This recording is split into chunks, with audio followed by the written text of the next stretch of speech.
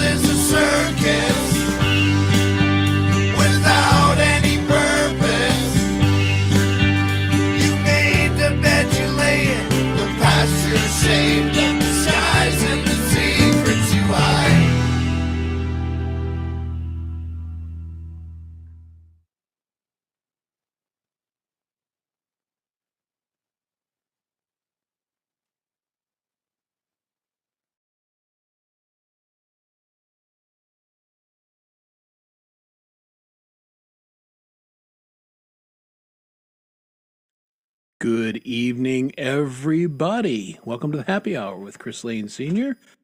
and friends. I'm Chris Lane Sr. And that was the great Brad Example, along with the equally great Jade Starr and Dave Bond. And that was a song that Jade and Brad wrote when Brad was in Australia visiting Jade last year. And I like that song.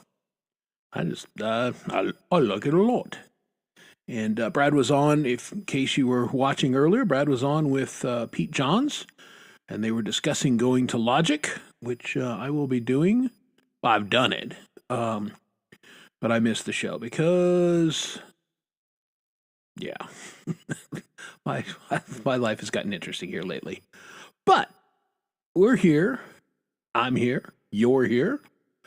And this is all great. So thank you for being here.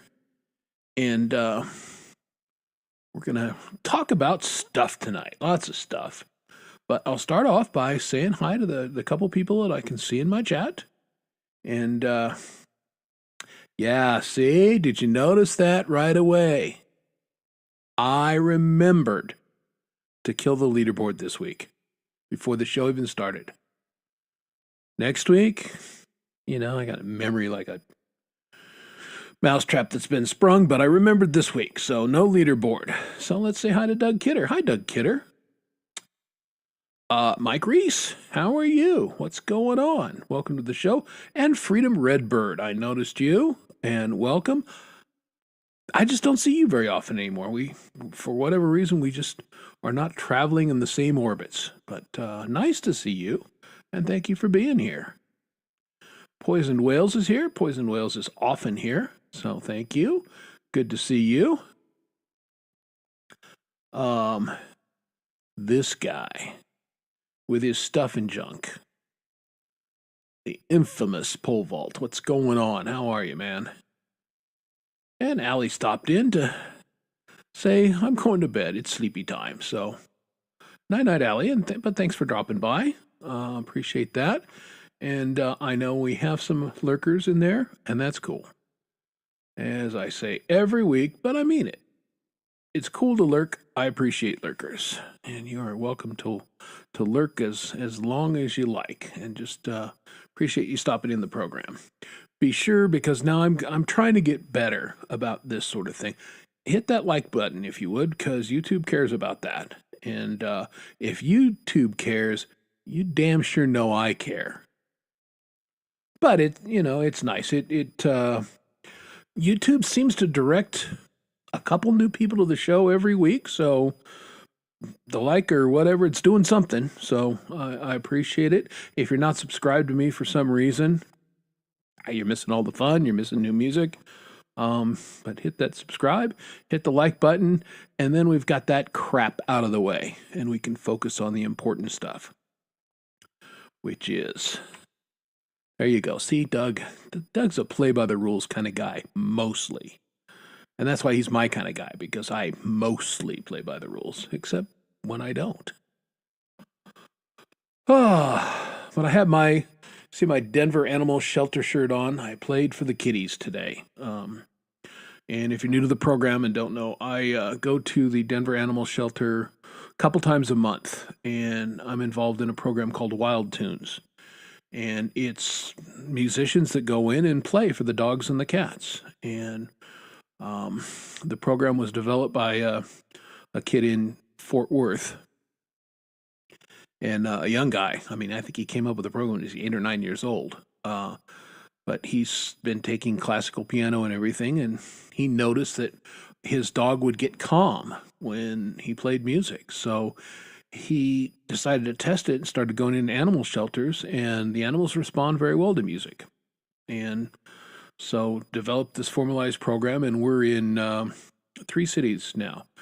We're in Fort Worth, Denver. There's a place in New Jersey, and I'm not sure which city in New Jersey.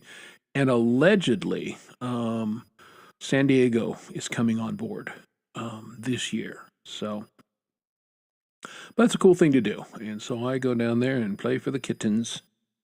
I actually have been playing for the adult cats here lately. They got the kittens. Sometimes they get a little too revved up, and the purpose of this is to get the animals used to people and music, and just make them more adoptable. And you just never know. Sometimes the cats are like, cool, nice, I see you, and I'm gonna take a nap, and that's nice. And then other times they get kind of excited by the music, and they want to get involved. But I did videotape a couple songs today, because the organizer of the Wild Tunes asked us to do that and send in videos this next week of us playing for the animals. So I don't know. I haven't looked at the video yet and I haven't listened to it. I don't know if it's worth a damn or not.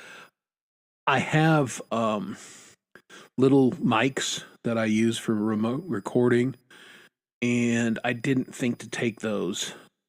So the audio may not be that great. I just don't know yet. Yeah, Catnip Blues. There's a song, right? But it does lead me to something which we'll talk about a little later. We're going to talk about creativity and things that inspire you to be creative, places, that kind of stuff. And you'll see it's tied in to the animal shelter. But so talking about shows today that I didn't see, I've got Jade's interview set up so I can look at it later, but I missed it because I was at the animal shelter. As I mentioned, Pete had Brad Example on and talking about, moving to Logic and what was involved for him as a musician doing that. And so I've got that set up to look at tomorrow. And, it'll be interesting to see Pete's thoughts on that. I've dipped my toe pretty hard in Logic already. And again, that part of it is not that big a deal. A DAW is a DAW is a DAW. They have different features sometimes, and Pro Tools is a little different from Logic, which is Pluro, which is a little different from Reaper, Cubase, but they all do the same job. They capture your audio, digitize it, and allow you to work with it. And I'm a huge GarageBand guy. I love GarageBand. Everything I've done is in GarageBand. But I found that, especially post-production and other things, that I know where I wanted to go and I couldn't get there with GarageBand. And again, it's a very good tool, especially for songwriters. But production-wise, it's got some limitations. And I was starting to, the more I learned, the more I realized that I was bumping into limitations. And, when I was first using, I didn't know what the hell I was doing. I was just dumb. I didn't need any of that stuff. But now I've come to the conclusion I need a little bit more of it. So that's why I moved that way. But that was 2 shows today that I didn't see. I didn't see much of my work schedule has gotten pretty stupid, and I did not see. I missed Frank's show. Didn't see anything on the Community Pulse Monday. Didn't see Pole Vault on Tuesday. I haven't seen anybody do anything. I did catch a bit of Leela this week, and I don't remember if I said hi or not, but I did lurk on her show a little bit. That was about it. So I'm looking forward to being off tomorrow. Shutting down, well, I never shut off my computer, but shutting down the work portion of my computer and just attending shows and hanging out with folks. That's my big plan tomorrow. So hopefully I'll be able to catch Valerie and then Charlie's show, get Jade's 2 shows, which I'm pissed because I missed last week's.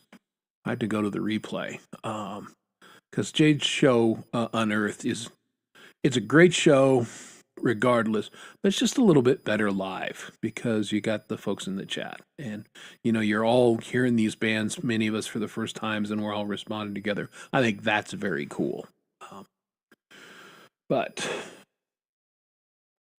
work, and I just paid my estimated taxes to my least favorite uncle, so I need some cash. So I'm trying to finish some projects so I get paid.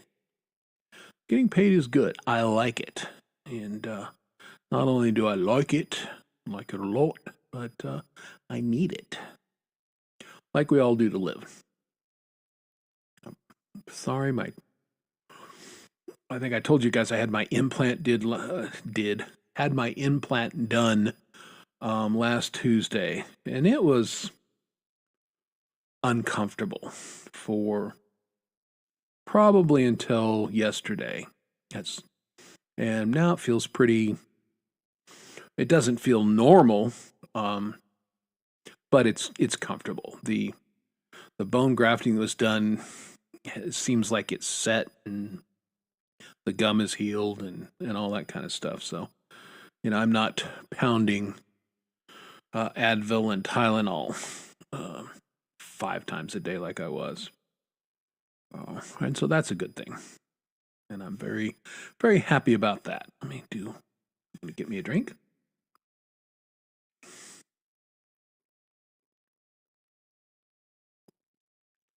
And do the swish. Got to do saltwater rinses and all that kind of stuff. But I've done everything that my dentist told me to do because I'm a good boy. Again, I follow the rules when it's time to follow the rules.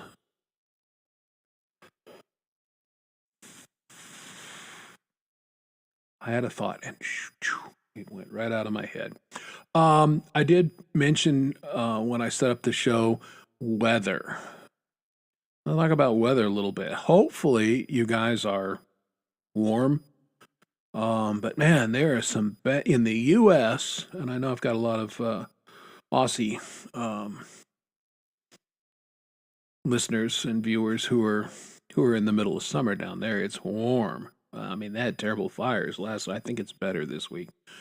But the U.S., especially in parts of Canada, it's going to be cold and bad winter, and it's really terrible. And I just have one thing to say for all you folks that are getting snow, especially in Tennessee, and please, I'll take it. I want it. Send it back west here to Denver because, man, it is not snowing in the west like we need it to snow. And not only do I like snow, I'm equipped to deal with it. So if, write your congressman, whatever, send me the snow, and then you guys won't have to deal with it. But we need it. I think if this keeps up, it is going to be a very bad fire summer, and we'll have to drink, I don't know, Bowen Lager or something. I don't know what we'll do because we won't have any water, and that's bad. But hopefully you guys are prepared for, in case your power goes out or anything like that. You got some food, you can survive it and all that kind of stuff, because it's not good when the power goes out and it's that cold. Not a fan. I've got my house is a combo of electric and gas, so I have gas water heater, gas furnace. Now I use electric. I have an electric fireplace insert that I use, and that's what does a lot of my heat. Because we like it cold here. Like today, it was 18 degrees this morning. Not that big a deal to me, but yeah, exactly. Send it out. Yeah, I have, because I'm a Colorado native, which I think you guys know, but I've lived a lot of places and traveled a lot on business. And man, I used to hate it when we were down in like Oklahoma City or Dallas for shows, and they'd get those ice storms because nobody is equipped to drive in that crap. Even here in Colorado, if it glazed over with that humid wet ice like it does down there, we'd be screwed, especially on the mountains. So it just doesn't do that here as a rule. But man, down south, when you guys get those ice storms, those suck. And I just remember with my business partner there, and we were doing Dallas, and he lives in Virginia. But we were going on one of the Dallas, this huge multi-level freeway, and I just remember thinking, man, in Denver, if that iced up or something, everyone would die. And basically, that's when it ices like that, you need to stay the hell off the road because it ain't good. But hopefully, everybody, I think it's mostly through. I know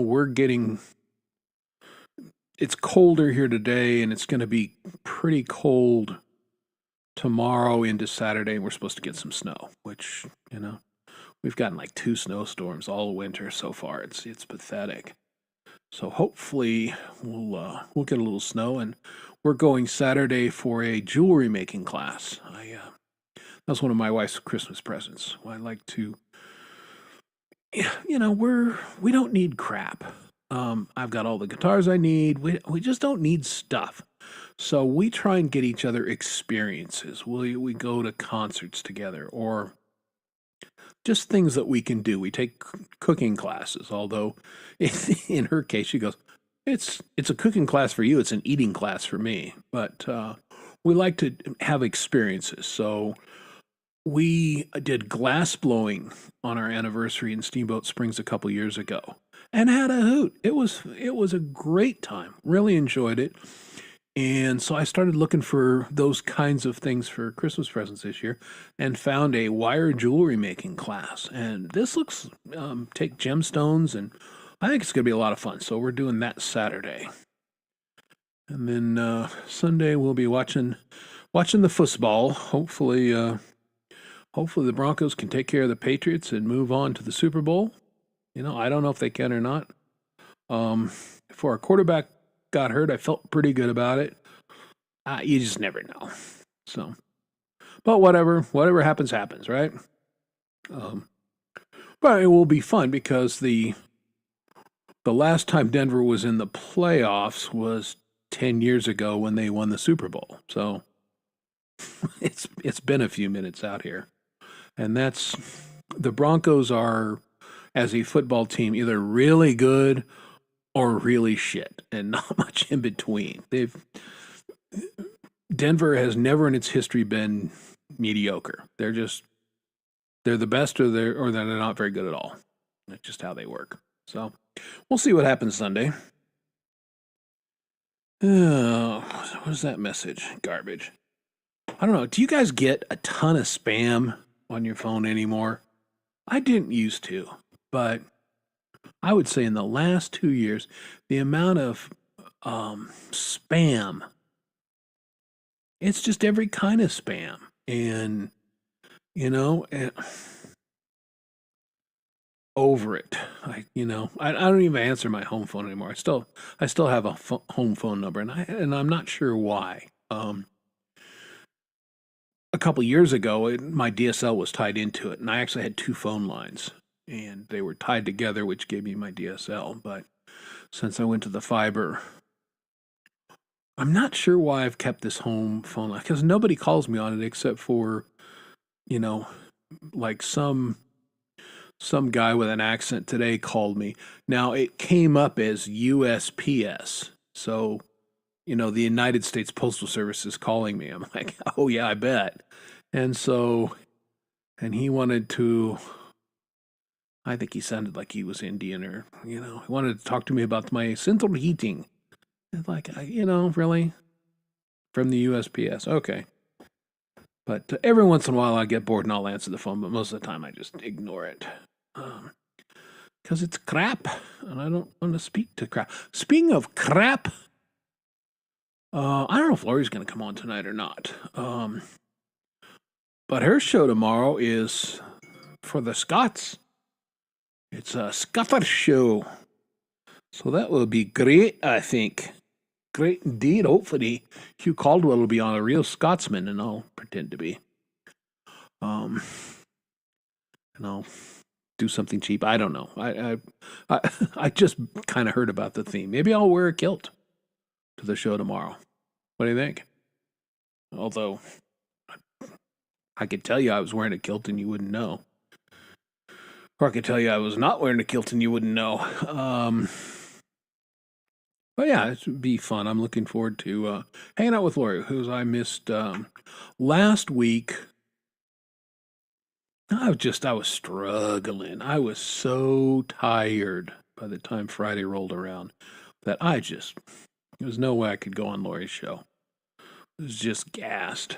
So I went to bed. I think I fell asleep before Hubs finished his second song. I mean, I was just out, and that never happens. But I just didn't have any gas, and I think perhaps I was fighting off a little bit of a bug, which I don't usually do, because let's review. My immune system is super overactive, and it wants to friggin' fight everybody.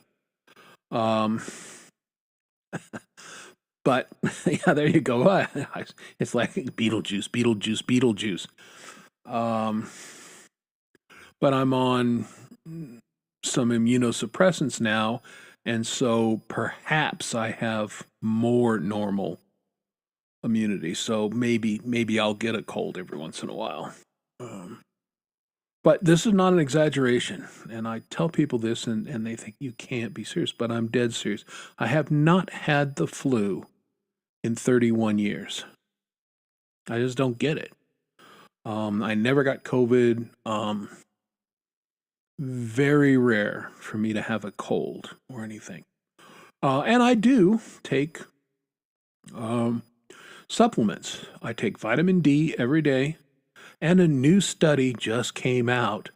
People who, have sufficient levels of vitamin D are much less prone for viruses like colds and flu because it inhibits the reproduction, probably like no shit. Some of us have known this for decades. So I take zinc every day. I take vitamin D every day. I take a couple other supplements just to, keep that kind of stuff at bay, especially when I travel for business, which I don't do that often anymore. Just about once a year. Hey, 79 Trench, what's going on? How you doing? And the Mix Club, Rhett. Oh, yeah. See, I had a sniffly nose Monday, Tuesday, but I'm feeling a lot better now. So I think whatever it was. Speaking of down under people, there's Les Nagy. How are you, man? Good to see you. I have. We'll see. We'll see how my thoughts hold up tonight. It's like, but I think the medication is starting to have some effect in that I definitely feel a little bit better. I think the fatigue is just, it's part of the disease and it just comes with the territory. So learning to manage it, right? All right, let's get somebody good looking on this show right now. There we go. Hi. Oh, good looking but silent. That's the best kind, man. That's everybody's dream woman there. Blonde, beautiful, and can't talk. Yes, don't set me up like that, Lori. All right, I guess a microphone would help. Yeah, it does. It was just playing. I was recording, and I can't have the microphone in or it picks up the music. Right, gotcha. Hi. Hello there. What's going on? Oh God, I have so much I want to talk to you about. But hold on, let me pop out the chat so I can see everybody. Yeah, no, we have much to discuss. Yeah, It's been a minute. I know. You haven't been on my show. Feeling? I heard you talking about you not feeling. Yeah, now I'm feeling good. Yeah. Okay, good. All right, hey. There's my chat. Here we go. Look, what? Nothing but blonde bombers on the show tonight, right? Hi, ma'am. I got to tell that story here in a minute. Both of you. Yeah, true. I mentioned that I was at the Denver Animal Shelter and finished up, and it's like 40 minutes to an hour back to my house from there because it's closer to downtown. So stopped in the restroom, download some coffee before I get in the car for that length of time. And I'm in there and I'm washing my hands, I'm getting ready to leave. And this guy comes in and he looks at me, does a double take, looks at the sign, to see men's room. And I just went, bro, don't let the hair fool you. You're in the right place. Well, I mean, thank God you weren't at the urinal and you said that. That would have been. Well, yeah, I was at the sink, obviously. But are you a girl? Some people get quite upset about being misgendered. Okay. It happens to me frequently. I could give a shit. I laugh. I think it's funny, but you have a beard. Well, but from the back. Yeah. It happens. I mean, this guy, and maybe I was turned a little bit or bent over the sink and he didn't notice the beard. Just saw the hair. Could be. I don't know. But anyway. Yeah, because I could see him out of the corner of my eye, and he's looking at the sign, and I'm like, you're okay. In the right place, man. And then Doug said, yeah, I went to Walmart. I was like leaving Walmart, and but I mean, I don't have facial hair, so I mean, it's like I just kind of smiled, but the greeter on the way out was like, "Thank you, ma'am." I just looked over and kind of smiled. And I kind of, I think, realized that. Oh, wait, that's not a woman. Right, I'm the only mod here, and I have to keep approving your messages while I'm on air. Bend over, baby did not go over well. Yeah, I heard him. It was my microphone. I could hear still. I heard him say that. It's good to have a blonde shut up or something like that. No, I didn't say that. I just said I can Not blonde, talk. beautiful, and can't talk. Yeah. All right. So first, I want to talk about the snow because I heard you talking about that. The latest weather maps here say 24 inches, 2 feet. Ooh.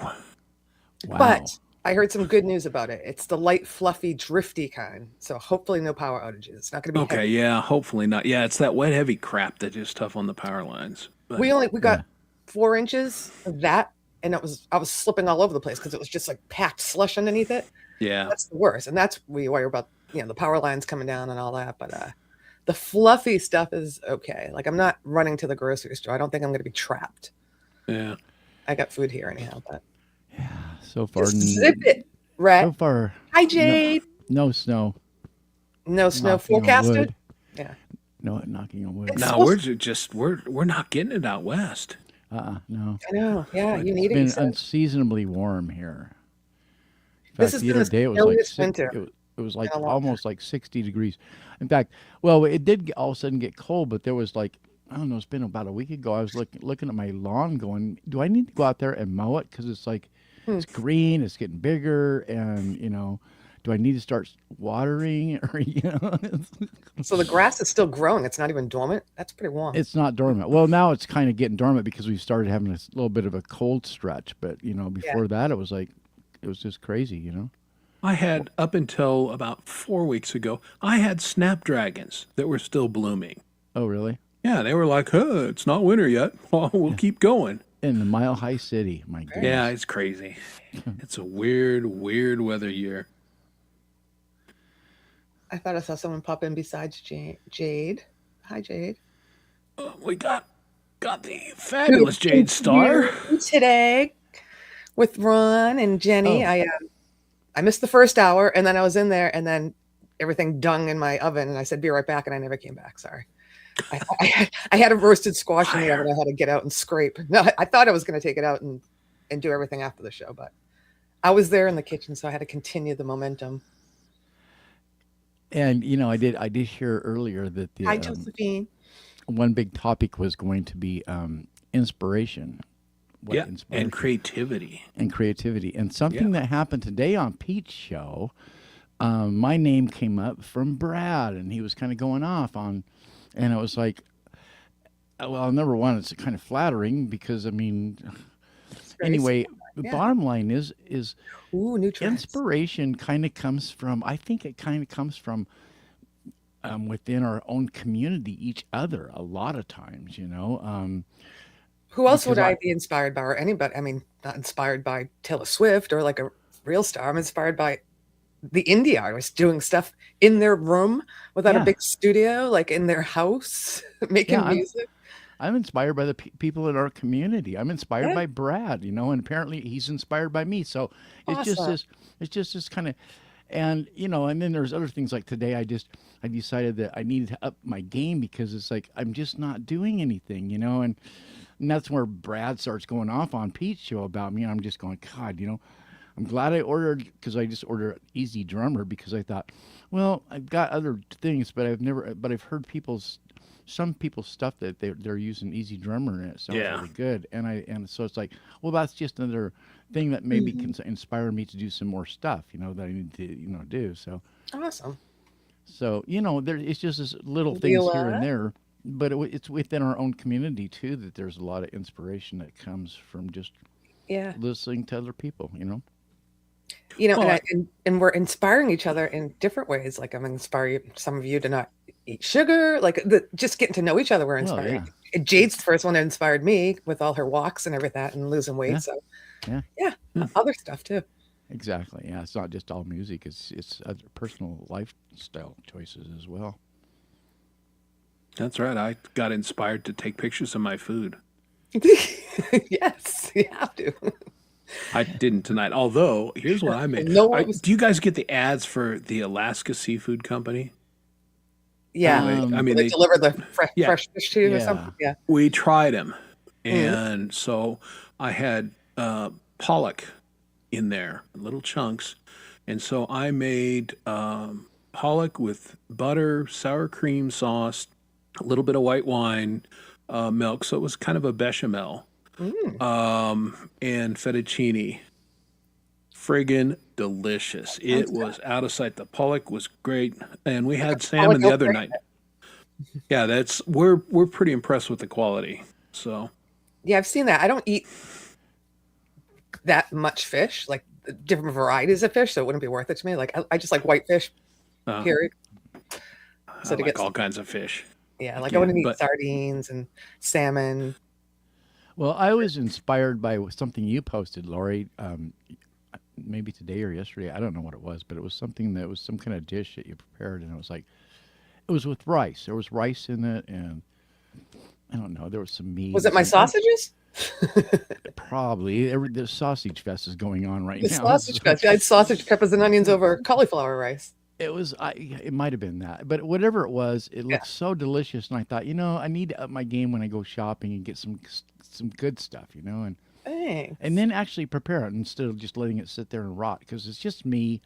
That's the problem. It's just me. I used to do all kinds of cooking when I was cooking for not just me, but Yeah. but now it's just me, and it's like it's really hard to get inspired to tear up the kitchen for an hour and a half to make something that I'm going to love that probably is going to make me feel bad.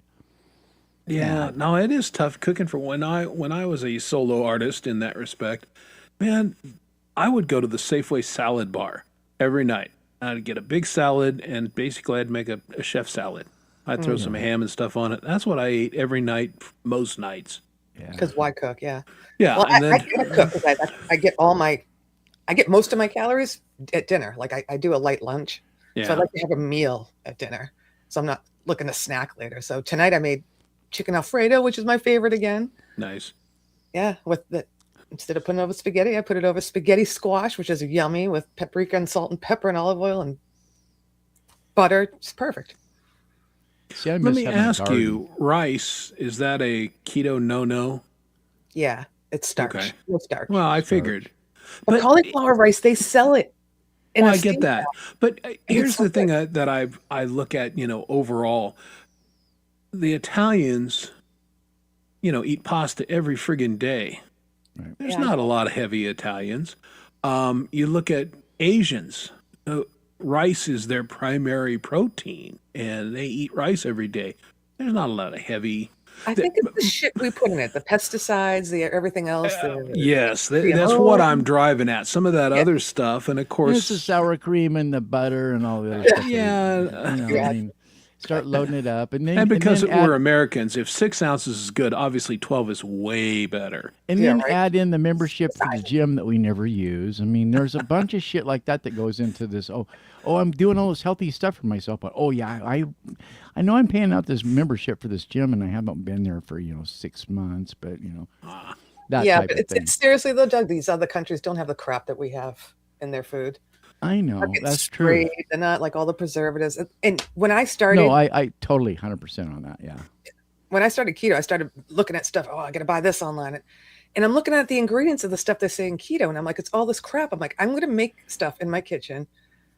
By the way, I'm plugging something that I might be doing in the future. I might be starting a keto show, not Channel? show, but help thing, like a blogger or something. I don't know. Okay. Because I want Cool. people to know that you can make it with real food, real ingredients in your house.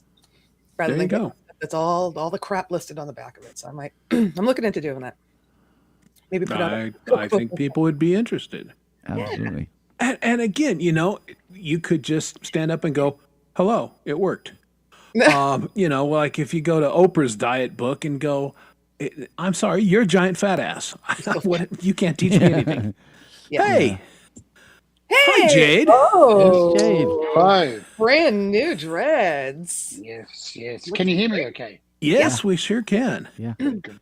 Now, you have to remember, I went on StreamYard before you do your show tomorrow and undo the No, things that you have to do. I'm on my phone, so Good. There you go. There. I can tell by the location. Good thinking. I'm in the lounge room, so Right. Yeah.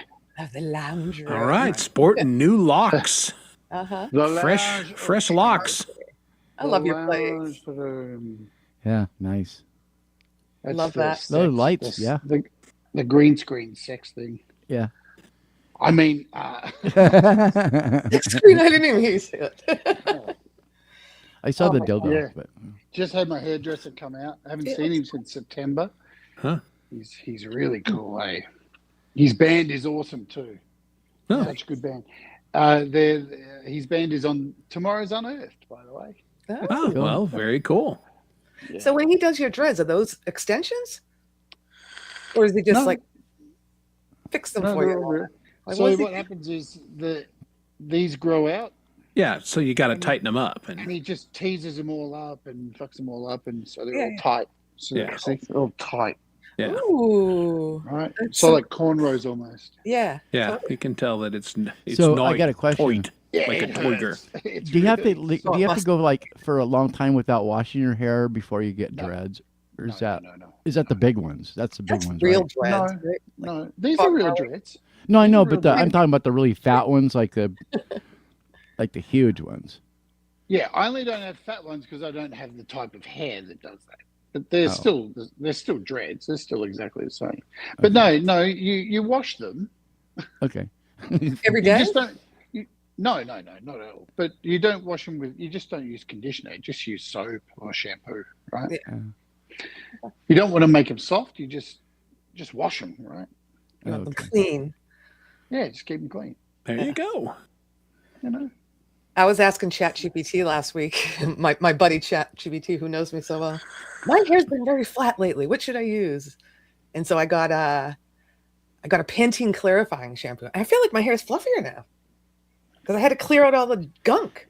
I used Because to- but it always is, right? That's the thing. When you change shampoos, it's a new chemical going on your hair, and it strips the old chemical that's been attached to the follicles. Yeah. Yeah. And then after a while, your hair gets used to that shampoo, and then it becomes flat again. So you got Got to change switch it up for sure. Yeah. this is absolutely turning into the hair channel. I love it. Yeah, We all have long hair. yeah, yeah. Well, got some follicles here amongst us. Yeah. So Well, I I got did dreads, so I didn't have to wash my hair all the time. That was right. style it. That's the long hair. And then the problem was, and you know this, I got the dreads, they were fake when I first got them, right? Yeah, I didn't know And they that. were so fucking annoying. They were so heavy, and they didn't bend or anything. Like really stiff. All right. And I had a stiff neck all the time, and I had to let them grow out as much as I could before they cut them off. Yeah. And then I met this guy who's been doing my dreads for like 3 years now, and he was the one who came and cut them off. And yeah, now they're all just natural. right? Freaking So, grew long. Wow. Yeah. Imagine if they weren't dreads, how good my hair would look right now. Yeah. Dude. Still looks good. It's awesome. You know, hey, that's what it is. Worms. Yeah, my cousin gets the cornrows like in the summer. Or actually, just do it in the winter because it's hot in the summer. Anyhow, but yeah, she gets to sit there for hours and hours because she gets the extensions put in, you know. Yeah. I couldn't figure that out. I had the worst experience yesterday, the first bad experience with Unearthed this morning at 4 a.m. when I got my first I heard you say take- that. I got my Yeah. first takedown. Oh, And boy, man, it really shows the state of the fucked up music industry that we're in at the moment. That a label is so fucking ignorant and stupid that they choose to instead, and a small song too, like not a big band. I think the band only has like 23,000 subs on their YouTube channel. wow. And for them to block it like that, which essentially takes down the whole video, Right. but there are artists on that list tomorrow that are much bigger than them who have just said, no, we just want our money, which is, that makes sense. I'm Right. good with that, right? Take Well- your money, right? Yeah. But why take away the ability to share music Again, with Beato has been potential saying this listeners? for years. Yeah, and exactly. it's just asinine. I was going to bring that up. Beato has been talking about that for years. Exactly. He's testified in front of Congress, going, Yeah. it's just, but they, the record companies are. Well, Shakespeare was right. First, we all kill all the lawyers. Exactly. And the when the lawyers got involved, everything. Well, then suddenly it doesn't. Common sense kind of goes out the window because it's like, Yeah. all it is great promo. I mean, what the fuck is wrong with these people? Yeah. It's only going to be money in their pockets. In the end. The artist is okay with you playing the music, but their label, Right. was it a Well, straight block? who knows? Like, this is the thing. Everything is so not clear. I mean, Yeah. obviously, know when them it's personally. blocked, it's a DMC takedown, right? So it's the label or whoever has decided that this, if it gets played anywhere, it's a block worldwide. Yeah. And that's look. Luckily, and I'm going to give some props to YouTube here. Luckily, I didn't have to go in and re-edit the video and fucking redo it and then upload it all again. I was able just to go into YouTube Tools and just trim it out and go, gone. Right. No problem. Didn't it take you That's back? good. Because I stopped saying at the start of the show 10 songs. Now I just say a selection of songs just in case this happened. Yeah. Ah. There you go. No, That see, makes that's smart. Safety valve. Smart. Smart. That's Yep, some everybody- planning ahead. Say hi to Steve over in Germany. Hello, Steve. Guten Guten Tag. Tag. Was ist los? Guttenheimen. I just made that up. I have no idea.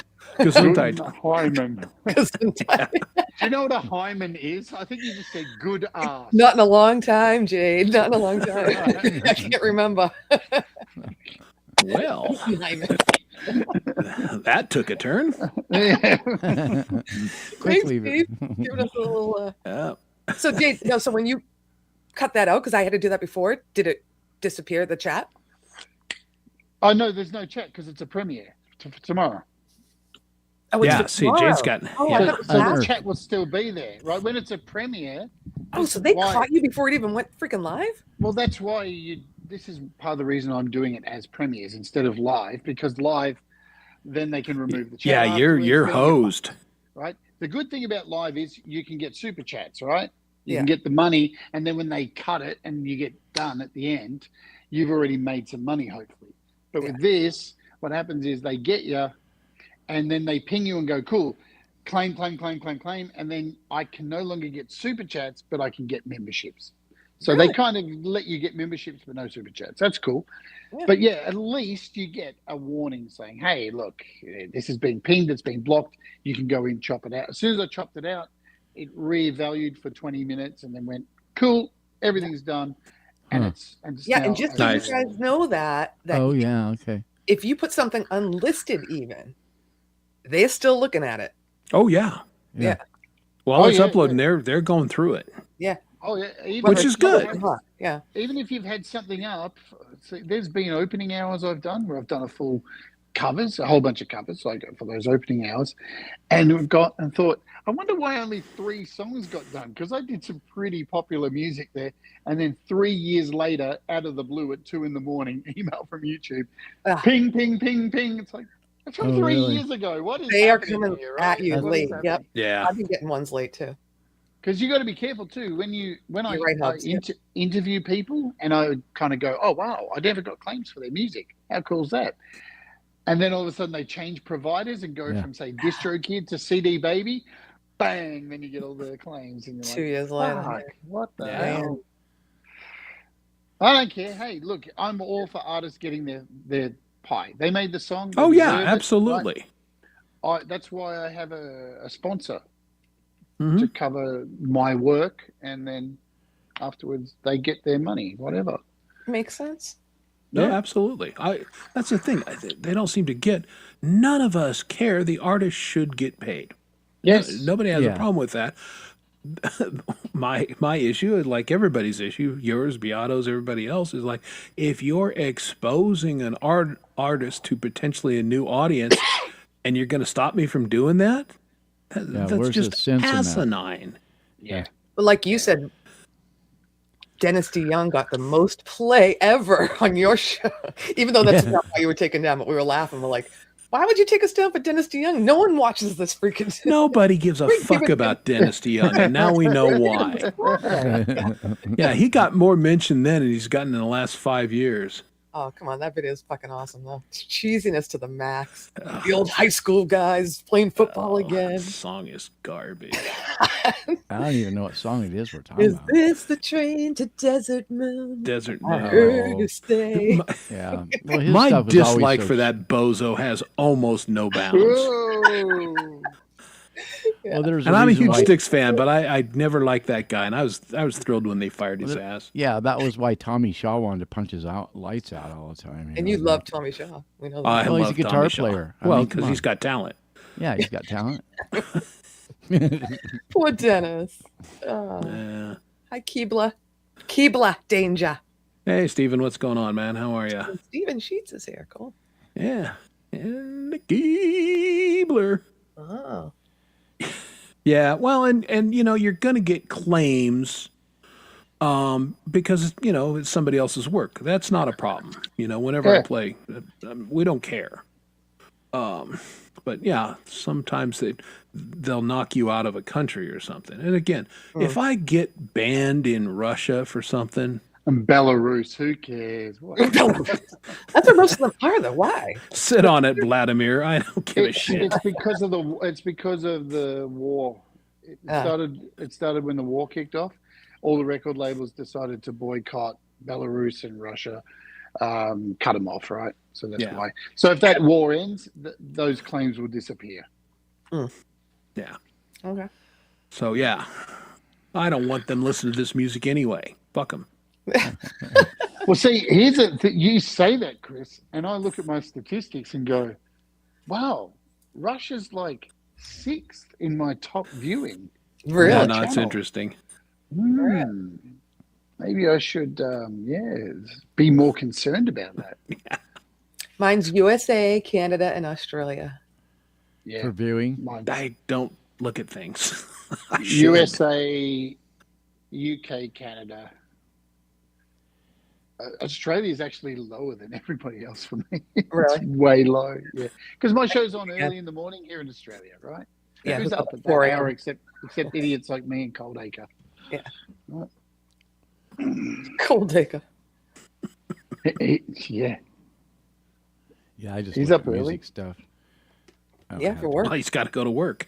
He gets The up other early. thing too that I'm learning is like, because I'm trying to like only find independent artists, right? If you're Right. signed to a major, I try to pull that back. But then some songs are so good that you're like, oh fuck.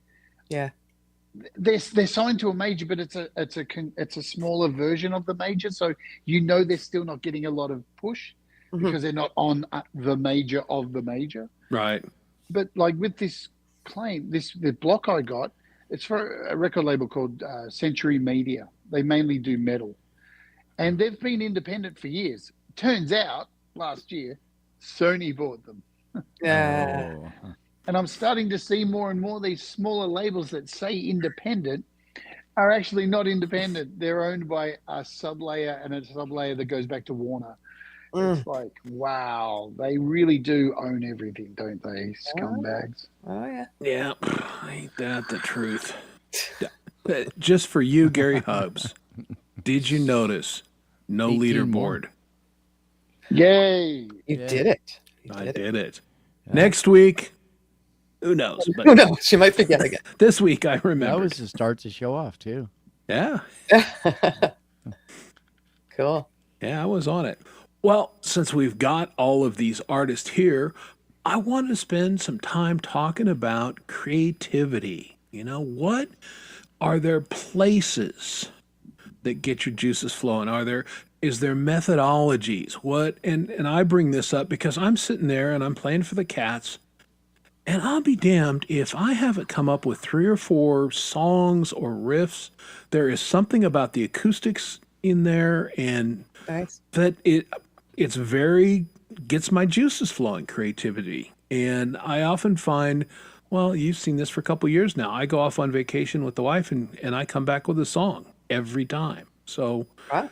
clearly place makes a difference for me and certain environments, acoustics. But what gets you guys going as far as creativity?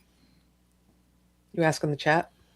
Well, I'm asking the chat, but I'm asking my panelists to kick off the discussion. Well, I don't write originals. Well, I've been working on. That doesn't matter. Come on. That has nothing to do with creativity. You got to stop saying that. Well, he specifically said he's coming up with all these songs because of the way it You're sounds. still being creative. Right. I am being creative. Oh, I well- actually get my creativity by hearing a song that I freaking love, and I'm like, I gotta learn. Yes. Well, and you have Seriously, some of the like- most creative videos in the community, which you do every time. So Absolutely. I've that's always a broad said, question. for anybody who doesn't know me, I've always said that I want to bring MTV back. So I try to make my videos into a story, not just a performance video. So the little mixing of acting, the mixing of the players themselves and background scenes. The action videos are what I like. Like the Yeah. pie in the face one. That was. Stop. Well, I've been asked to be on a song. Somebody else asked me to be on a song. I won't give it away, but there's some people here who are in it. And it was the heart. I would have been on earlier, but I was learning this the past 2 nights. There's a run that is actually a flute doing it. And I'm doing it with the piano. And I get this piano, Yamaha sound going with it. And it is so fast because it's just like, but I'm trying to do it with my fingers. And I finally got it right before your show. I was like, putting it away. I'm hitting save and I'm going to say hi to Chris. And you get that big smile on your face when you land something that you've been trying and trying and trying. And I just repeated it over and over in steps, like in measurements or bars, I should say. You kind of did that same thing with that Doors song too, didn't you? Yes, over and over and over. It's those tricky ones that sometimes that's more fun for me to do a tricky one. I did one the other day. Someone asked me on a collab. I did 6 tracks by the day after. Like one day I did 6 tracks because it was easy. I was doing chords and I was doing strings, but these challenging ones are more fun for me. Yeah. Honestly. Oh, I think getting challenged is fantastic. That's the big charge I get out of collabs is because I'm either usually asked to do something that's slightly out of my comfort zone or, is top of my range or just whatever. Yeah. Collabs are fun because you want to be the best you can be. I mean, everybody is even obviously going solo. You want to be your best, but when you're working with others and you have to have the perfect timing to make it sound like a cohesive song, you try a little harder, I think. Well, I think the thing too is like for me, whenever I'm working with somebody, it's like I just hold them to such a high standard that it's like I feel like I really have to just put my A+ game on to even keep up with them. You know what I mean? Sure. And if I don't, and then when I finally release something, I kind of almost feel embarrassed about it. You know what I mean? Why? Like I start apologizing before it's like, well, here it is, but and I'm kind of learning not to do the buts. I just here it is, and if you need any more than just, or if you need change, this is what I always do. So if you need me to do anything different, let me know. If you need, We all do that though, out of politeness. Every time I send a track off, I'm like, let me know if it sucks or if you want me to redo something. Or whereas plus with with different people, I've learned some people actually want the effects to be on the tracks that I send them. So it's like, okay, most people iron all that shit out. Yep. Most people don't, but I mean, I don't. When somebody sends me something, I want it dry, but I have some people I've worked with that's like, yeah, I want these, I love the reverb and all the echo and all the delays and I'm going, really? You want all that shit in there? Okay, well, whatever. Well, I think it depends on what you're doing and everything. I've gotten to the point where, I'll go ahead and send the vocals with everything on it just so they don't have to screw with it. It's like, it's done. There you go. Stick it in. Could plug it in, yeah. Yeah. I'd always ask for both. Yeah. Give me the dry and give me the effect so I can hear what they had a vision for what their vision of already. Right. And so I can hear it all together and then take advantage of the clean tracks without all that so I can hear more frequencies when I'm adding my stuff to it. Right. Because so many frequencies get lost in reverb that performance you do.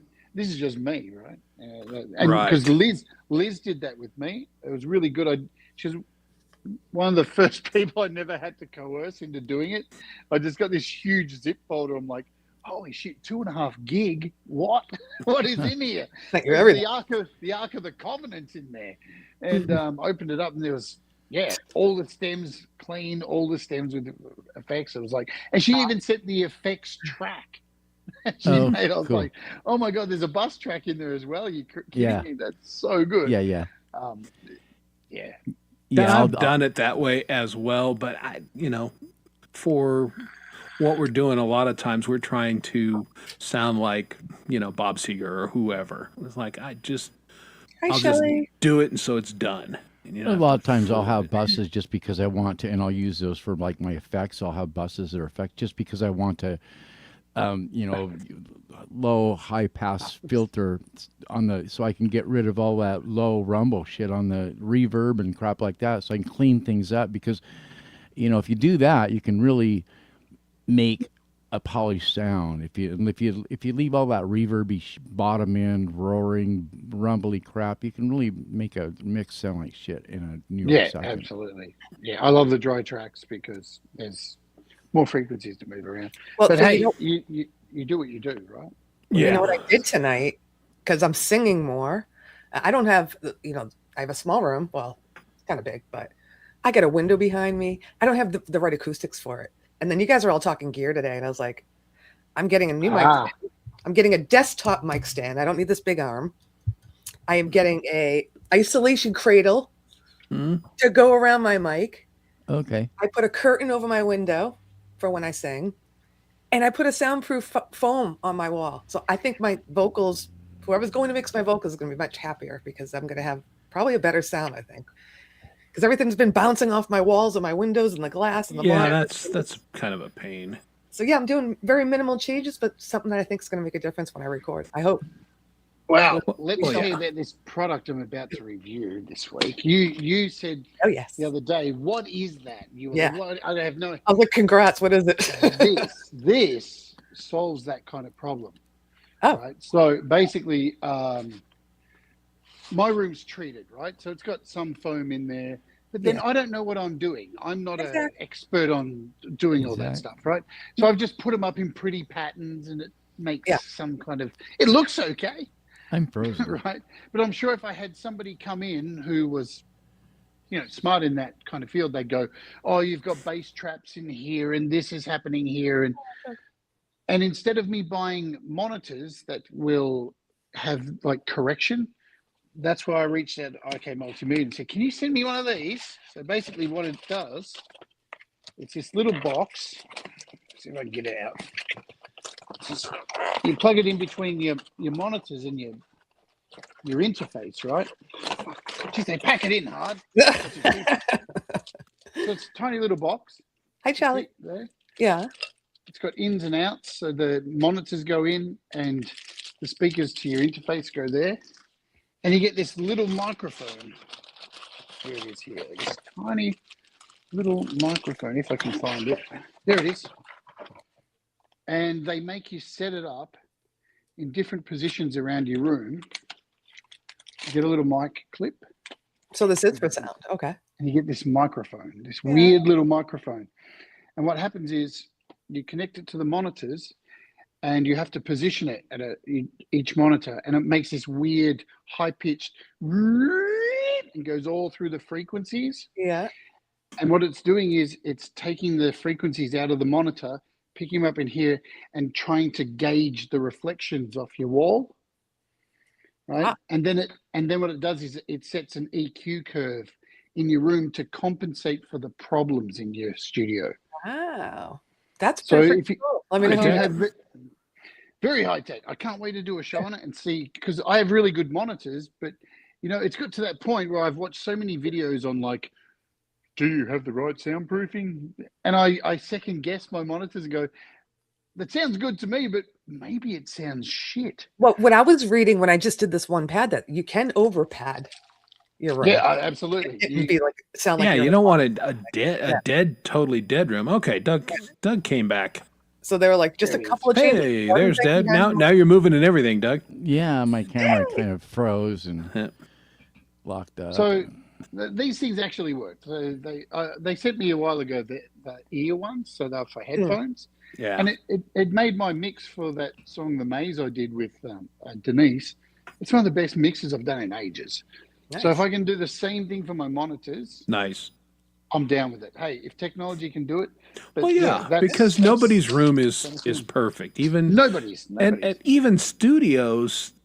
I mean, many of them are artists favor them because the rooms are colored in a certain way. Yes. You know, they're not Yes. acoustically perfect. Nothing is. Yeah, absolutely. And that little box, you can color it. You can have a bunch of profiles, so you can switch through them and then turn it off and just have no profile. So, you know, Oh, if very it cool. if it helps me get a better mix, then I'm into it, right? Yeah, That's all that absolutely. matters. Yeah, we got a receiver for our TV downstairs years ago from somebody, a really high end one, because we wanted to set up surround sound. It's got a big TV and it's a huge family room. So, and it did the same thing. You turned it on and went, bloop, bloop, bloop, and it went through each speaker. Yeah. Knew exactly yeah. where to go for the frequency for it. Yeah. I remember that. Yeah. So you have like We the boom box up here and the high pitch one over there and the back speakers and the front speakers. It was crazy. like that's the stuff I'm interested Yeah. in getting sent out from companies, right? Totally. You can't believe some of the shit companies try to send me to review. I'm just like, that's gonna, you know, what? I'm gonna do the show, and you know where it's gonna go? Yeah. In a In the cupboard. bin. There's no point covering it, but this, I can feel like I only ever reach out to them and say, "Hey, send me this because I really want it. I would buy it." Anyway, Did they reach right? out to you for something else before? Or did you just find them? Oh no, I've been doing IK multimedia stuff for I was gonna say because you can't. shit Yeah. since 2020. You There's don't want to been get older sponsors. people. Okay. But they reject me too with some things. I did actually ask for the monitors that have the mic, so they Yeah. have their own really high quality monitors with the mic, and I thought I'd push it real hard and go, "Hey, what about those monitors?" Why And I not send me went, that? Yeah. Seriously, this is what she wrote back. Jade, they're $1,800. Your channel's too small, babe. I was like, Oh. you know what? Hey, you never know. And Yeah, then yeah. that's what I went, what about the studio? Because I've already got monitors. And she's like, all right, yeah, that makes sense. Yeah, all right. Start big and then yeah. Yeah, always push for the biggest Ask for the goal. Why pony. not? Yeah. Maybe you get the ride.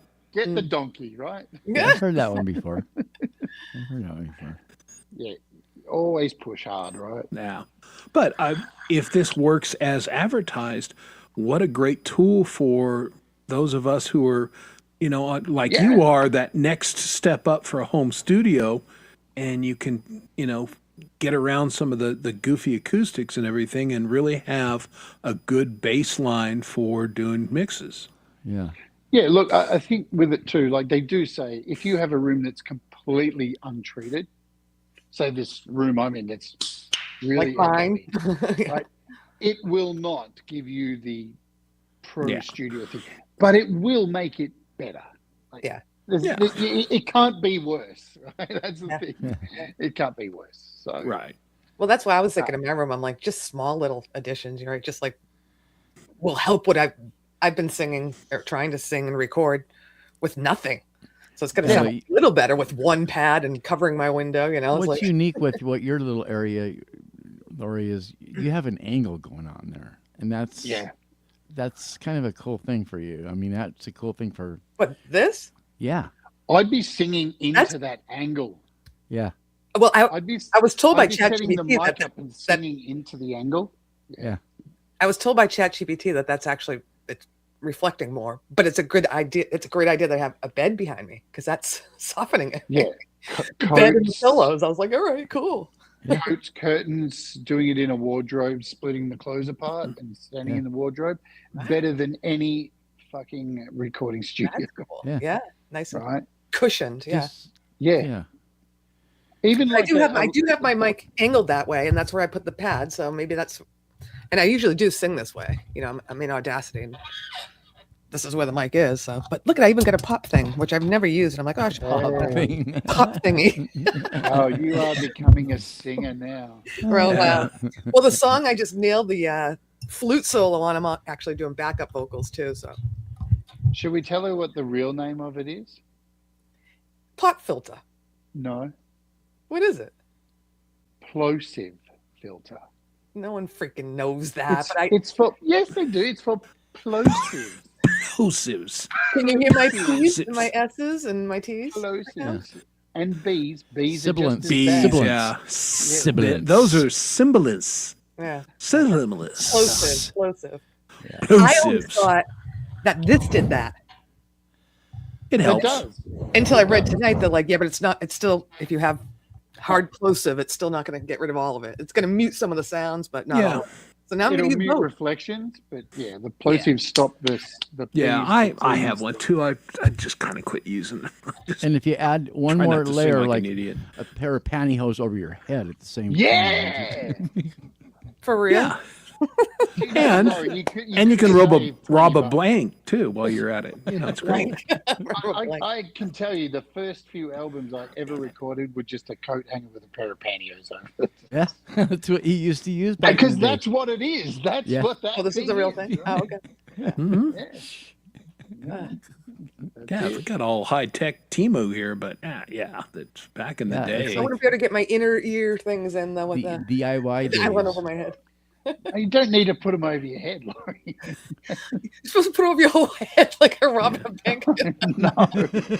No. do you do? Just put it over your mouth or put it over my No. You get a coat hanger, right? You get a coat hanger and bend the coat hanger into a circle and then put the Curvish. pantyhose over the circle, and that's essentially what you have right there in front of you. I got Now, it. there are people that Right. would benefit from putting it over their entire head, like Yoko Yes, Ono. or in their mouth. Oh, Yoko Yeah. Ono would be one person that comes to mind. yes. You love That it. would have helped her plosives Would have helped her everything. and other things. Yes. I think hers are called explosives. Yeah.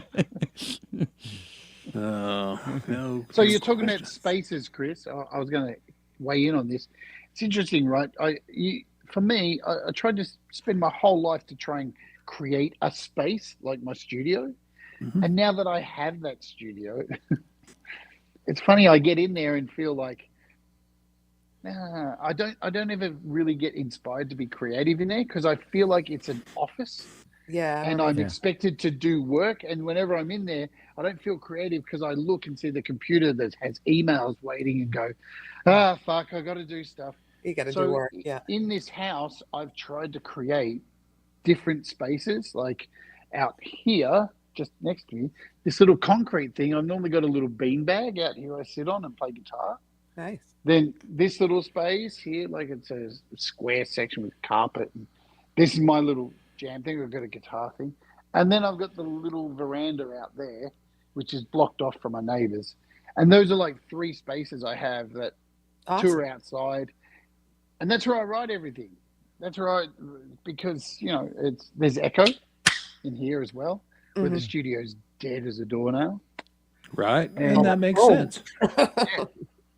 It's so dead in there. I can So cool. clap and there's nothing, right?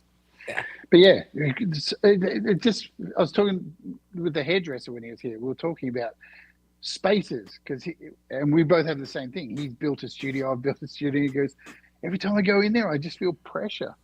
And I'm unable to write. I feel like that. I look around and go, there's all this really great stuff, but I just need to go and sit outside and take the guitar, get away from this place, right? Your studio is awesome for when Yeah. you go live and for what you do and all that. But yeah, I can see it being like, It's oh, an office, God, isn't it? like you just want some more space and openness to Well, get creative. It's like there's a certain amount of freedom that has been taken away from you, almost a psychological thing to where it's like it kind of squelches your creativity because there's It does. an association with work. Yes. I went through that with my studio. It's like the what I found, what originally was supposed to be so my joy and all this other stuff, turned out to be kind of a burden. And the more I let it become that, the worse it became with my creativity and shit. And it just started going in the toilet, after a Sad. while. Yeah.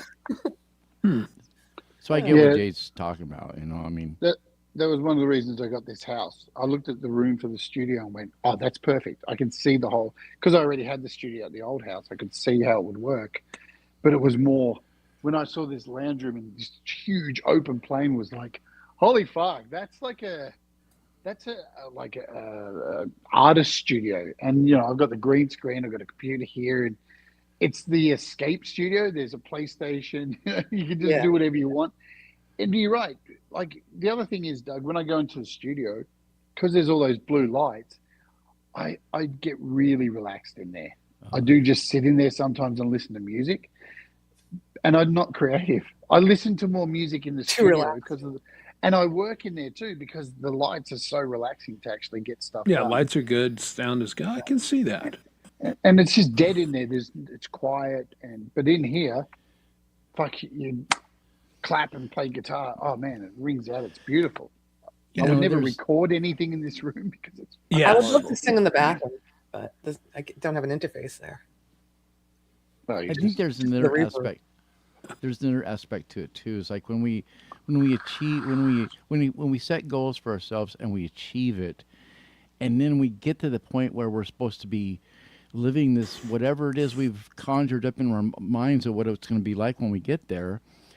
It's suddenly the reality is the fun was getting there, and now that we're there, Yeah. it's like we're sort of like it's an anticlimactic thing that happens, at that time, and we're sort of let down in a way. I mean, it's weird. I know that's happened to me before. because, Doug, it's my theory that we're just living in boxes, aren't we? Right? We're just born in a box. We're born in a box in a hospital. We get taken out of the hospital into another box in a home. What do you Then mean we by get put in a. box? Well, it's just four walls, right? It's just a box, right? And then we're put into a school with four walls and trapped there for fucking however many years. And then you get out and go, I'm free. Oh wow, here's the job in the new box. When you get in trouble for breaking the law, they put you in a box, right? Everything's just fucking boxes. And then when you finally die, they put you in a fucking box. It's just awful. That's awful. we're living in boxes, baby. Totally. I guess that's why I like being outdoors. Yeah. Yeah, exactly, right?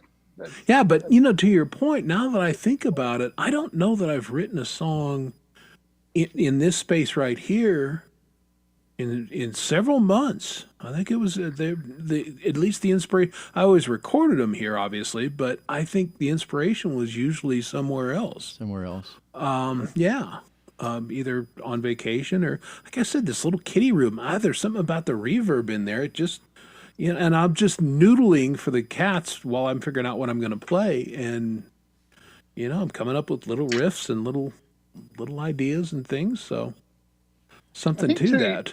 With a lot of big bands too. I mean, bands throughout the history have recorded albums so many different ways, right? It's either they're out on tour for 2 years and they were writing while they're on the road, and then they get together in rehearsal studios and put together the songs. Some bands who did that for many years, like Metallica, then ended up working with Bob Rock and just going into the studio with riffs and writing it in the studio. And it's interesting. Sometimes it feels like it works. It's like, does the lyrics come before the music? I don't think there's a right way, but I think there's a lot of merit to it. When you, like even what Dougie said, you work to get to a point and then you're there and you go, fuck, have I just created my own corporate world where I'm the boss of me in my own corporate world, and I still have to deal with corporate assholes. Yeah, me. Yeah, exactly. I'm the corporate asshole. Son of a bitch. I am the Out of asshole. Yeah, I'm going to take it to Out the of there man. is Wait a so minute, I am the freeing, man. right? Yeah. It is freeing. Like I can tell. I think I've written more songs over the last year, going out filming Walk With Me and just humming shit and pulling out my phone and going, I better record that. And then getting on. From mindless shit have come really good songs. I know From the Manny from studio. the Lily Pillies says that like the majority of his songs are written on an airplane because he travels a lot. But he's like, I'm always making a song when I'm on the airplane. So maybe that's. That's. But it's time to be quiet too. You don't have the family around. You're trying to kill time because you're just in the air. But so I could see that. Yeah, totally. But not everyone's the same, are they? Right? No. People can get in a studio and it just no red light fever. That's my problem. I sit in there in the studio and feel like there's a clock ticking, Probably because there's a giant clock on my TV. It doesn't help. You might want to throw a cloth over that when you're. Yeah. Do you have 4 clocks so you can see all the time zones of the world? I do. It's You ridiculous. do. I do. I have. You got to, right? That's Right. corporate I keep them on slave. my iPhone for that reason, but yeah. Same as well. Corporate slave again, right? When I come Yeah. up in my room, because I don't do it for a living like you, I'm not doing it all week long. I'm not just live. I come in here and I just get relaxed because I'm like, I'm either going to play something or I'm going to watch something or listen to music. It's all about music in here, so it's kind of. Yeah. I feel good when I come in here. I don't feel like, oh God, I got to do something, because I love messing around, learning a new song. It's just something I love. Yeah, it's fun. I have some And I got the goldfish in the studio to try and. I thought I was going to like bring balance to the force by having a living animal in there, and now all that happens is I look at it and feel guilty that I haven't cleaned the cage in 2 weeks. more guilt. More guilt. Another layer of guilt to carry around. Yay! Well, that's why I was like, I'm in here so much doing music. I gotta look at little tweaks that I can make that will help me. That's why I was like, start. And you guys inspired me because you were talking about all the drum gear and the mics and all that. I said I need to look at my mic stand because this thing's just a monster. I don't need it. I don't need a big fucking boom arm in my way with a small desk. I mean, but you're right. Small improvements. when I cook and I sit back, I do. I got the little isolator holder, so the mic is suspended. So, nice. if I whack the stand, it doesn't really hit the mic. Again, it was $20 or whatever it was, but a huge improvement because when I tap my feet and do all that shit, it's not being transferred up the boom into the mic. Yeah. I'm hoping the stand I got will withhold the weight of this because it's a big condenser, pretty much. But it said online it would. It should. I don't want it to topple over on me, But I am going to recommend definitely get the little isolator. And I did. This is okay. Oh, not that. I'm sorry. I thought you meant the shock absorber. Yeah, the shock mount. absorber. And Guitar Center and all those people sell them, and they're really This expensive. Cradle with it already. Yeah. Is that what you mean? Yeah, that's a shock mount. Yeah, you got one. You got it. And this so will you go on the stand that I got. Yeah, no, you're perfect. I could never get this right. Like, Yeah, the boom arms are. I've got a boom arm here for. I stand to sing. It's droopy, and I'm like, yeah. I can confirm for you, Laurie, you're doing it the right way, right? There's a lot of people out there who will go and just buy everything at once. And and then you just you're just going to give yourself paralysis. Yeah, you're overwhelmed. Yeah, right. And that's how I built my studio. If you go back and watch my first shows, there was nothing in there, right? And as the shows go on, you buy another thing, you add that, and it's all just, and you learn the thing that you fucking buy first. Right? Yeah. Get that under, and you go, all right, I understand that now. What's next? Where do we go next, right? And it's all incremental stuff. And like these days, the most I spend money on for the studio is leads. Is what? HDMI cables. Guitar leads, mic leads. Yeah, those things gotta have them. Yeah, even if I don't need them, right? You just buy them and just put them away. Yeah. Because you know what's going to happen. I got to go live, and oh fuck, I don't have that thing that's adapter. Hey, Sith, what's going on? Good to see you. Yeah. How to see you? Yeah. A fellow bass person. How are you? Cole is here. Yep. Yay. Paul's been hanging around. Hanging around. Nothing to do but frown. Rainy days and Mondays always getting me down. I'm going to go rip a square. Yeah. Wow. I'll keep my camera on. I mean, I'll stay on though if you want. Yeah. Go rip one. Sounds so one. sexual. Rip a square? Yeah. It's something. Someone told me they thought it meant I was going to the bathroom, like take a square off the toilet paper. I'm like, no, it means smoke a cigarette. I don't. Yeah, well, again, not everybody time I understands had to the slang for you Bostonites. You know, someone from Bostonians. California told me it. It's not. No one's ever heard it. I've never heard it until a person from California said, "Oh, you're gonna rip a square?" I'm like, what the hell is that? I've never heard that until you said it. Yeah. All right, be back. All Go right. out and draw a fag. Or Go out Yeah, and draw a bloody fag. Yeah, English people. Yeah. are you working? Are you guys working on music at the moment? I am well. I'll be checking out Pete's replay with Brad, but and thanks for sending me that masterclass videos. Those have been awesome. So How I'm good are they, huh? yeah. So I'm Oh, I wanted. I'm Yeah. learning more every day, just a new thing in Logic, and just Yeah. I'm playing with it. It's real valuable shit that's like not in the manuals. Just, Yeah. yeah, it's the stuff that can really change shit, you know. Yeah, they're good, good. Yeah, I and a can send lot them of it to right Doug if now you want. is just learning the controls. It's like I know what I want to do. Okay, how do I tell this particular DAW to do that? Yep. And Yeah. that's like everything else. There's a learning curve there, but I've been very. The thing I'm happy about is I've imported a couple of my older songs in, and the baseline recordings were perfect. They were good. They were levels were good. Noise ratio was good. So my starting place was good, and now I can just perfect the plugins and some of the other stuff. But if you start off with a crap recording, well, then you're fighting it the whole way. So Oh That's yeah. it. That's Yeah. why I said earlier about sending the dry stems. Because even if you've added some effects to it and it gets sent out, if those early recordings were before the effects went on were dog shit, ain't no you're wasting fixing your that shit. time. Yeah, Yeah, yeah. Yeah. exactly. It's so important to have the right levels. And Yeah. even if there's a buzz in there, right? But as long as the levels are right, you can kind of get rid of that stuff. A lot Yeah. The of times, technology's there, right? yeah, Yeah. when it's done right, it almost like mixes itself. You know what I mean? It just kind of Yeah, just it does.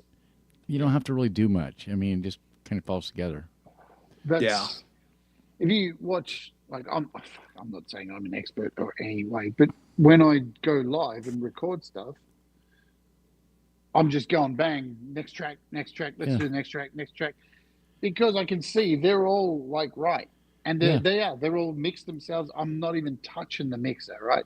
And that's Yeah. where you want to get to. You want to get to the point where you understand your input on your interface, Yeah. And your level's at and the right spot, and you're not. as long as you can hear everything, like I learned that really from Russ. It's funny, people talk about compression all the time, right? And I'm a big, I don't know, compression's so overrated. I think unless that you've recorded vocals and that they're all over the place because somebody's breathy and stuff, then you can use it. Russ doesn't use compression on anything, and his mixes are some of the best mixes Yeah. in the whole community because he just knows what he's looking for, right? And he knows how to pull the sound.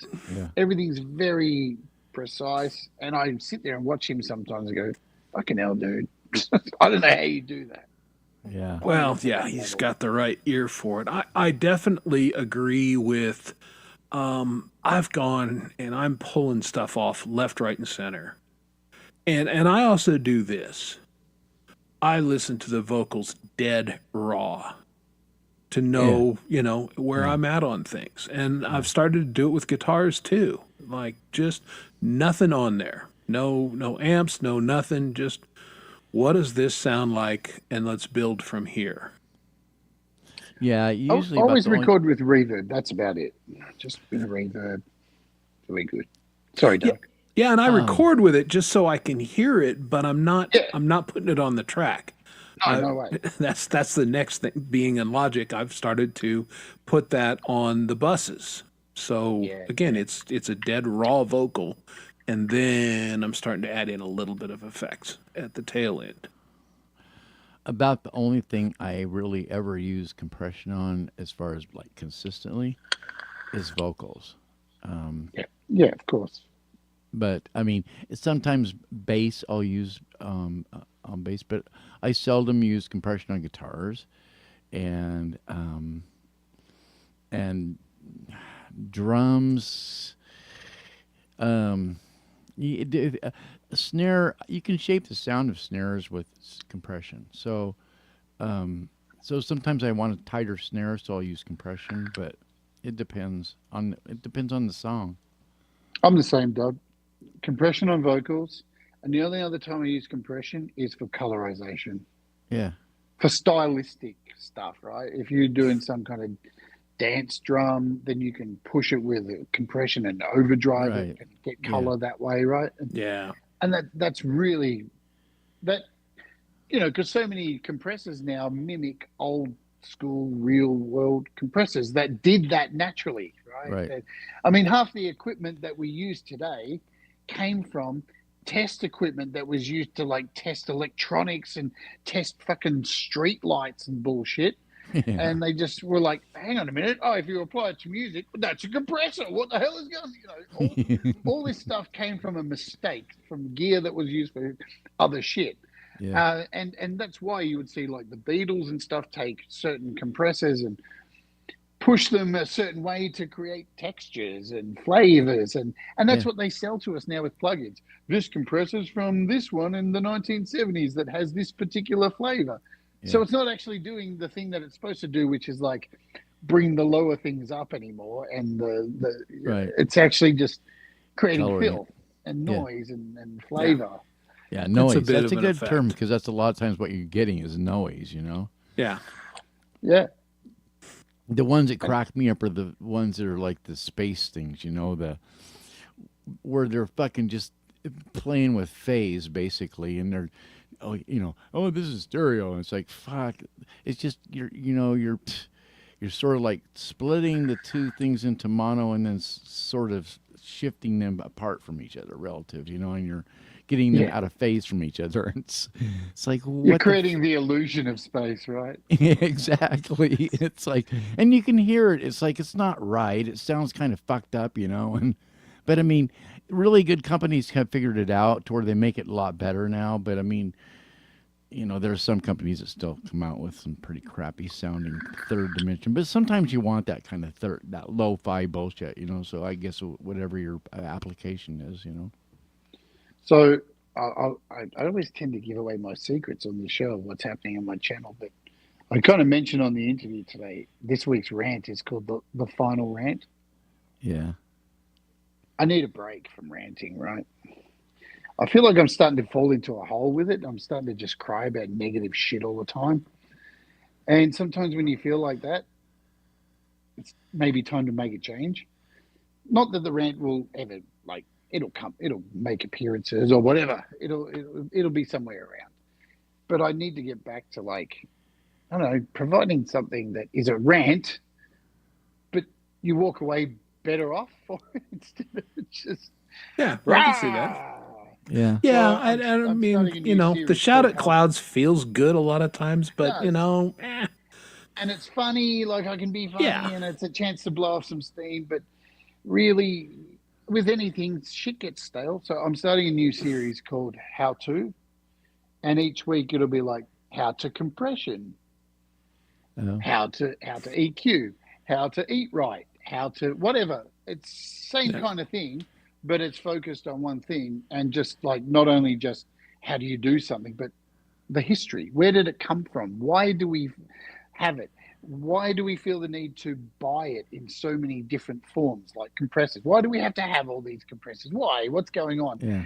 Do you have enough compressors in your door? Just this kind of stuff, right? To get people thinking that you don't need to spend all this fucking money. And the answer is yes. You have enough compressors. You have everything in every single fucking door there is, right? Yeah, you got everything you need. It doesn't matter what team you vote for. Indoors, DAWs, there's a compressor, there's a limiter, there's a reverb, there's a delay, there's just a phaser. Learn And the tools. all good, and they can all do the things that the new fancy one says, but this one's got colorization. Yeah. Okay. Nah, sure. Well, in addition to that, who doesn't have a bunch of third-party fucking shit that they've added over the years anyway? So, I mean, I've that done you it. haven't even used for, did you Exactly. ever use that plug-in? Yeah, every time Jade has Rob Jackson on, it's like, oh, God damn it, I got to buy this stuff. I know. Oh, dude, he just dropped another one. Yes, he just Really? sent the new codes. Oh, it's a granular reverb. Okay.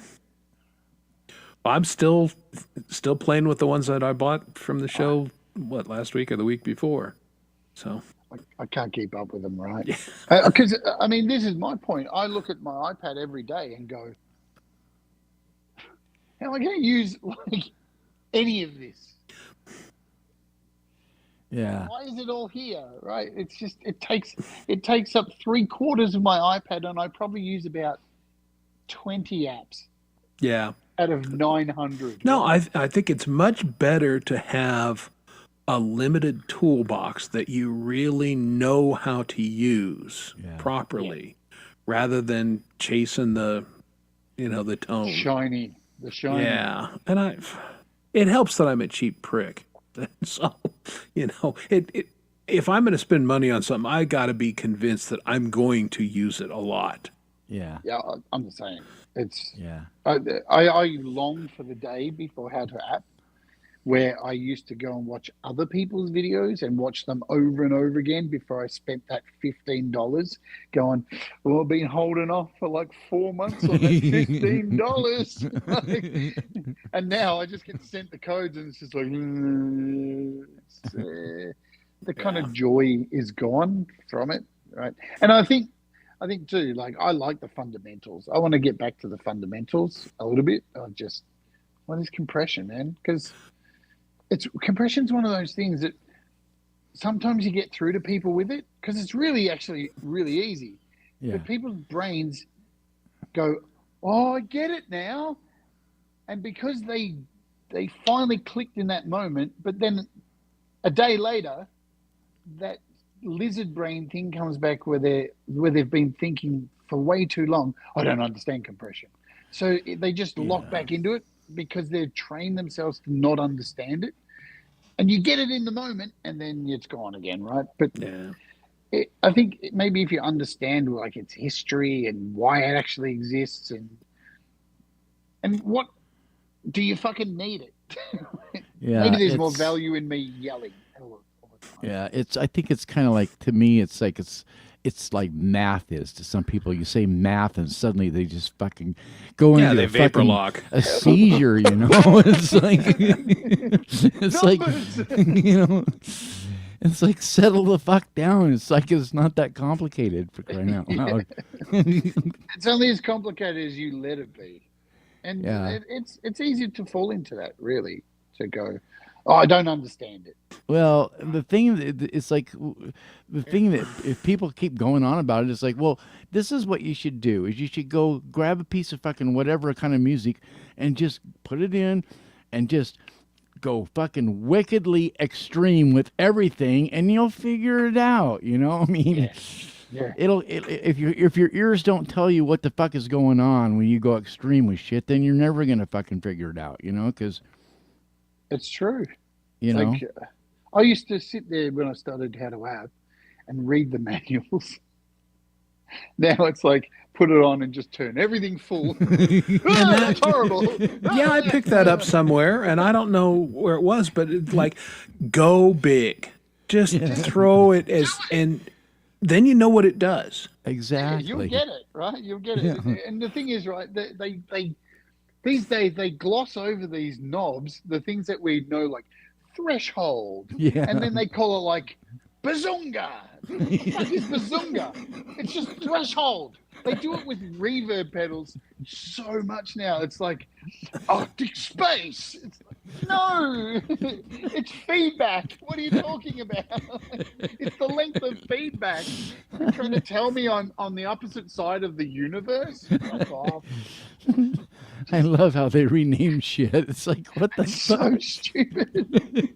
Well, again, we've dealt with all the lawyers. Now we got to deal with these marketeers. Yeah. There's a channel I watch. I can't think of the name. He's hated in the whole music industry for his really nasty app reviews. Weaver Beats. And he's just started taking paid sponsorships, and his paid sponsorship the other day was so fucking good. He read out the blurb from the company, and like every third word was like, amazing? What? Groundbreaking? Life-changing? Hang on a minute. I haven't grown 3 arms yet. Just took the piss out of the whole thing, and he's getting paid for it, right? But it's true. The spin is ridiculous. It's a fucking reverb. Yeah. The most natural thing on the planet. It's everything. I was in the grocery store the other day, And I shit you not, boys and girls, they had gluten-free meat. And I went, and it's right there on the package printed. I went, what dumbass marketed like, if we mark our meat gluten-free, more dummies will buy it. Like, come on. Oh, The spin doctors, they're everywhere, right? Yeah. Everything's spin. It's Everything is spin. You were ridiculous. talking about the keto-friendly antifreeze eater last week or whatever it was. That's right. I only use keto-friendly antifreeze. I'm super excited because we have a new restaurant that just opened up.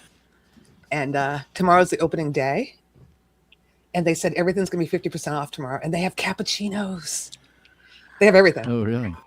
But they have like Caesar salads. But I'm like, all right, I'll get a grilled chicken Caesar salad tomorrow. And it's going to be $6 instead of $13.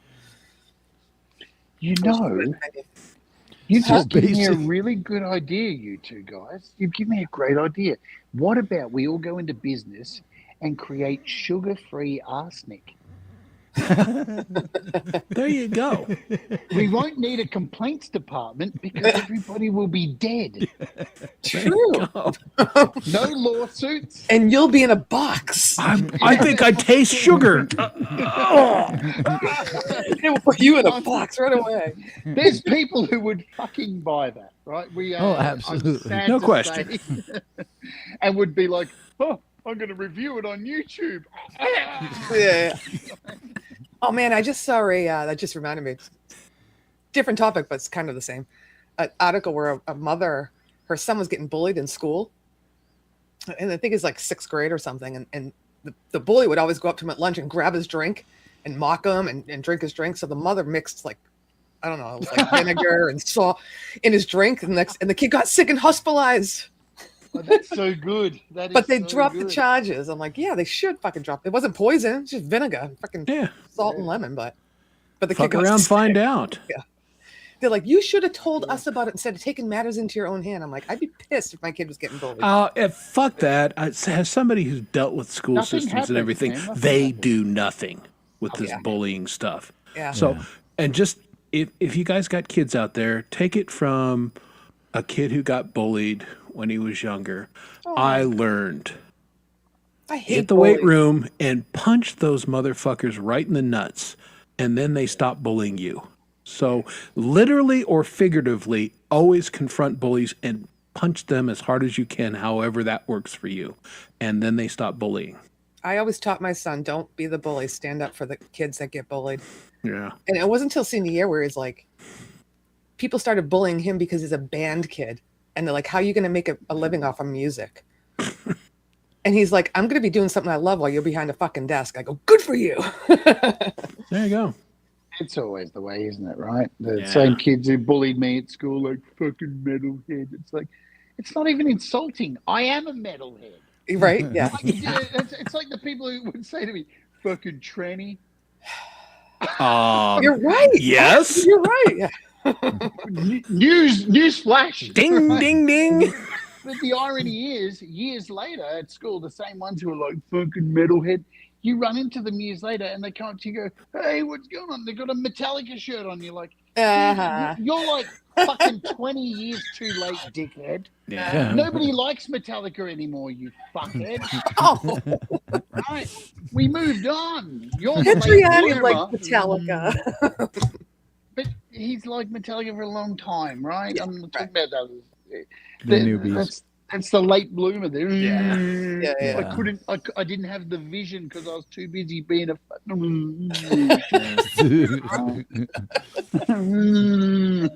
Yeah. I don't say slurs or anything anymore. I just do actions, right? You can't get me for Yeah. High school, what a time, right? oh, the best time. Hate to be a kid now in high school too. It's, nothing's changed. It sucked back when, and I was in high school a long time ago, boys and girls. It sucked then. It sucks now. It's going to suck in the future. It's just an awkward age. I think was, the but I don't worst really part know. about it now is you go home and it follows you on social media. That's the Yeah. worst bit, right? Yeah, social media. I don't ever remember really being bullied and stuff when I was in school. I think I really You're just was. bullied now. People call you ma'am. Yeah. I sort of bring Sir, that on ma'am. myself. If I was really worried about that shit, I'd probably cut my hair or something. But Yeah. and quit wearing dresses. But I mean, fuck, I it's noticed you got the comfortable. wavy hair tonight. You got the wavy look going again tonight. It was nice. You be watch out there, Doug. You get hit with the pink tax. You don't want that, mate. I'm telling you. I know I live in the U.S., right? I was saying that today. The hairdresser is like, you know what? If you went out to get this same job done in a venue, you'd sit down and start having a chat with them, like hairdressers do, because that's what they're paid to do. Just have a chat, find out more about you, and then they'll be like, "Oh, so you're trans? Up the price. Seriously? Price. They've got tits." Oh, really? You know, that's seriously, Laurie. Before, Really? when I used to get the same kind of haircut Mm. compared to afterwards, it's That astonishing, sucks. the price difference. Although it is catching up because of current manosphere grooming and how men's grooming has got really popular, right? Yeah. Yes, It's allegedly.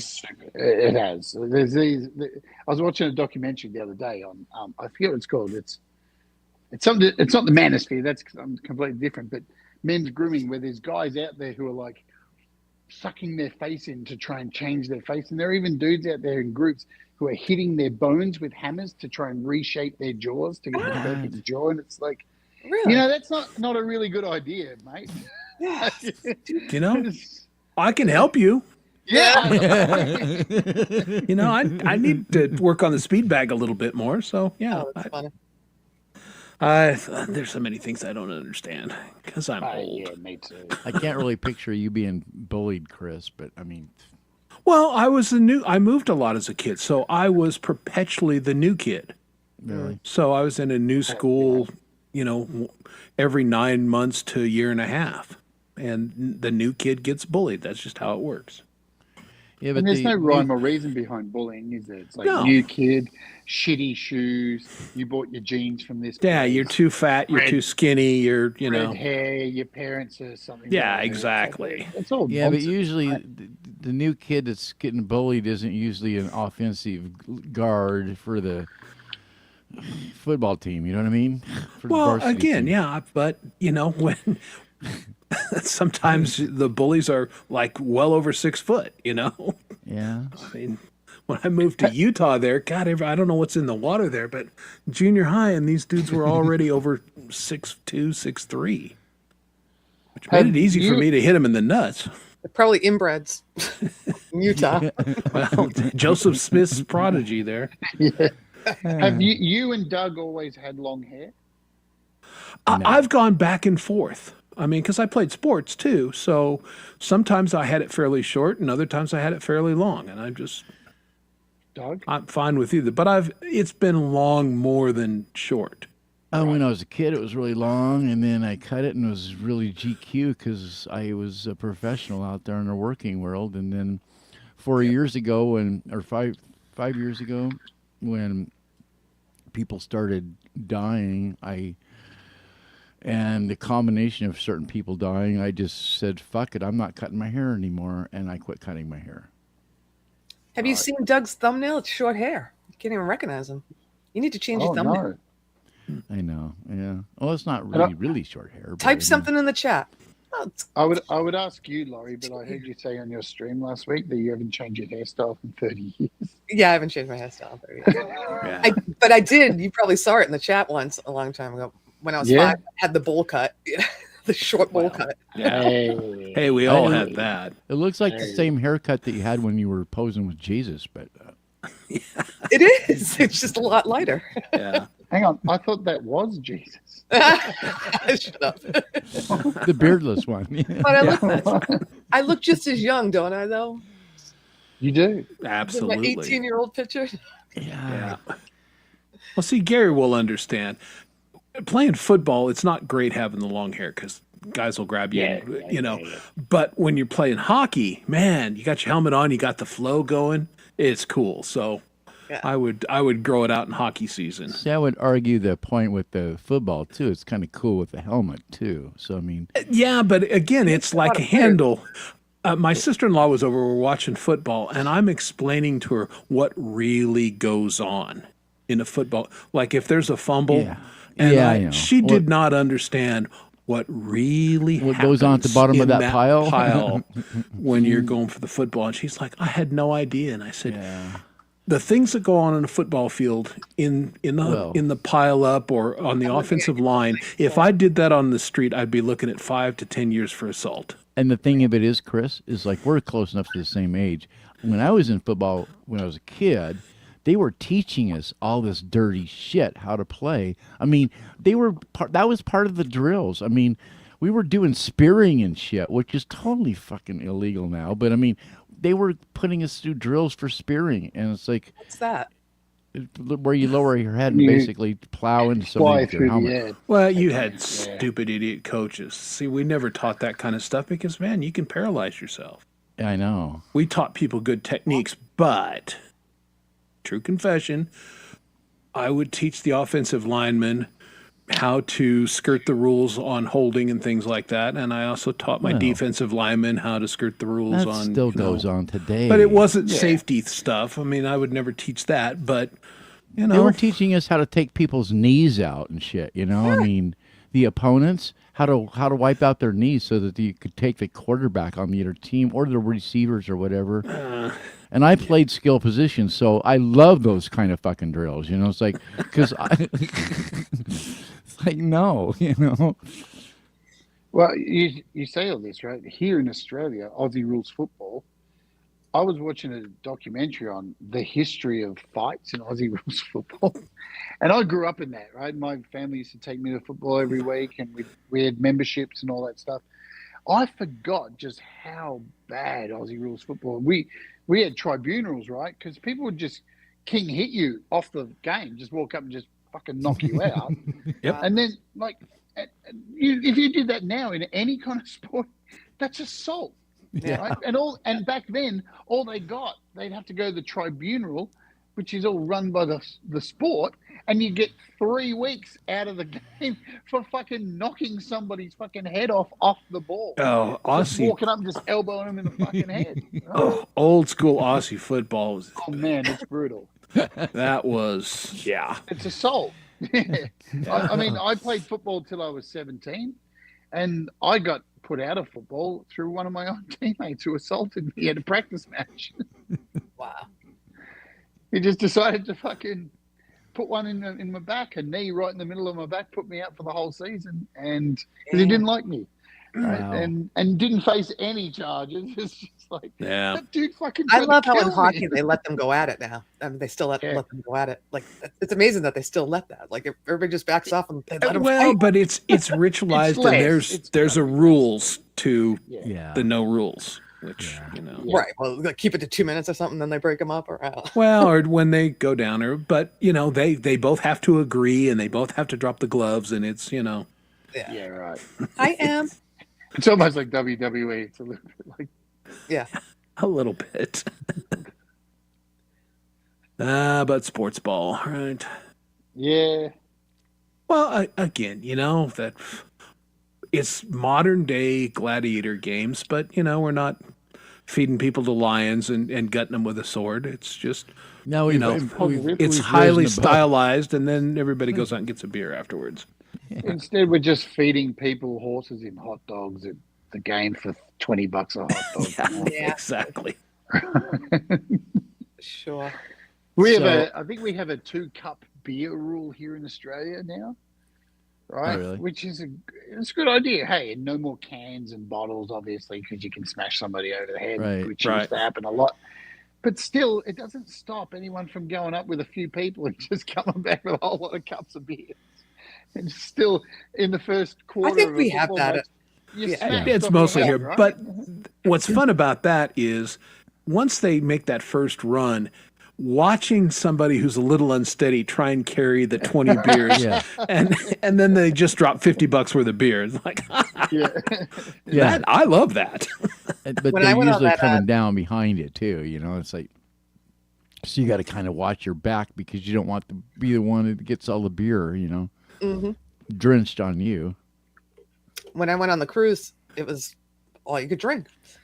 And I wouldn't get two at a time, but go up to that. But I was out we were at like a cigar bar or something with my brother-in-law, and my nephew. And me and my nephew got up to go to the bar to get everybody a drink. And they wouldn't let us. They were like, oh, no, you can only have two. I'm like, I didn't even realize even in an all-you-can-drink place, you had to show your card, but your card, you could only do two per card if you had like the maximum plan. So they wouldn't let us take 5 beers away. I was like, what? Huh. Yeah, it's sensible. makes Like, sense. just bring it to the table and come same back as- and get more. Yeah. I always hear people complain at gigs and stuff now. Like a lot of gigs here in Melbourne, they'll serve beer in glasses still up until like 9 really? p.m. Oh, till wow. 9 p.m. Because after 9 p.m. Yeah, gets a little dicey. they Oh, yeah. Glove. Hey, dude. It's like, all right, I know buddy. some people start drinking at 5. I know it's still 4 hours of drinking. But look, I've worked in pubs a long time and served alcohol. I used to work in this pub in Sydney called Mansions. It was the most renowned for the most violence in New South Wales. Oh, wow. And fucking hell, and everybody who drank there drank rum because that obviously, right? Bundaberg rum, and when people are drinking rum, man, it just they go mental. And Hey, that's my drink of choice. What are you saying? hey, look, everything in moderation, but these That's people it. not in moderation, right? And they just come up and they bang and bang, and like it gets to 1 a.m. and it just starts one pool cue over the back of someone's head. Yeah. And it's all on. And it's on. It never helped because all the bouncers were all Maoris and they're all massive and they're edging for it. Yeah, no, they're waiting. They're foaming for it every week. Yeah. And because it's full of tourists have no idea what they're doing after a few drinks. And then the Maoris get into them. It's just, They're and so it was good. Like looking for for a me, it reason was to punch good them. because the fight goes on, bar service gets closed, we'll go upstairs, do lines of coke. Happy days. Lovely. Hey, you guys have Alcohol. seen that chart that I put up, where you have the levels, Yeah. Hey, I can dance, I can sing. I'm pretty, you're pretty. I'll fight you. I'll fight a cop, and it just and tasers deployed, At some point it's like, There's got to be, the I'm going to rope myself now.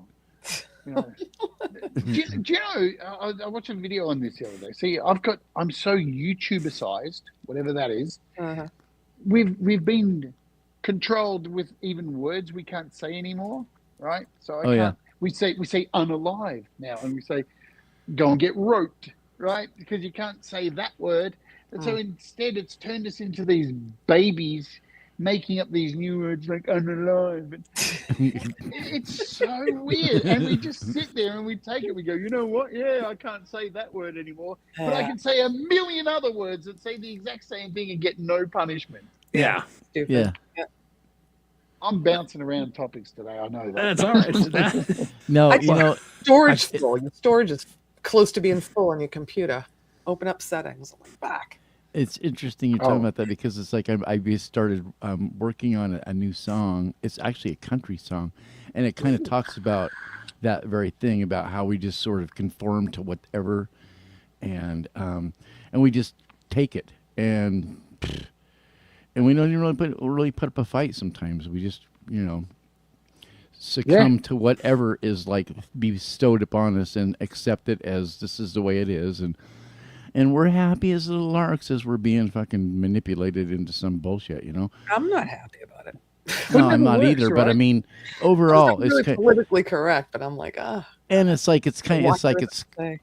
but it's kind of a country song. So I'm gonna debut it on Gmaze this weekend. Nice. Yeah. Yay. So- It never works, right? Because we're weeds, right? You can.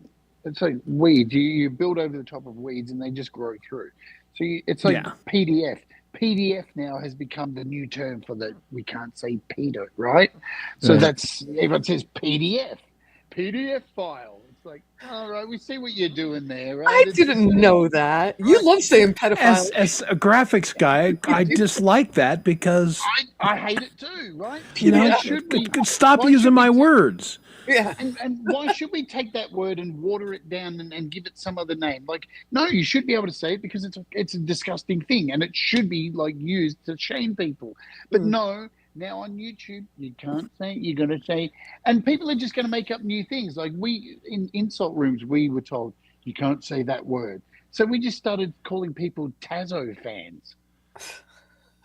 And they go, well, what the hell are you talking about? It's like, it's so dark, right? Like toy Tazos that you would get in like potato chips. Because kids would collect them. You're a Tazo fan, right? That's like, funny. what? You Because you've can't. got to make up another word because you're told not to use this fucking word. You can't use the S word that describes when somebody takes their own life now, right? That's what I'm talking about with Really? unaliving and roping, right? Yeah. Yeah. You You can't say, "Go use that rope word yourself." anymore. Yeah. You can't. So Where do you people say find all these unalive. rules? I want to make sure I don't say anything wrong when I go live. Well, just watch videos, right? I watch a lot of documentaries where people talk about, somebody. YouTube rules, though, you mean? Yeah, it's all over Yeah. YouTube. Whenever Okay. there's a topic that involves somebody taking their own life, Mm.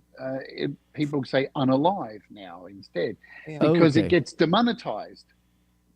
Wow. Because the AI bots see that word and go demonetized, or like sexual assault people say SA now to get around it.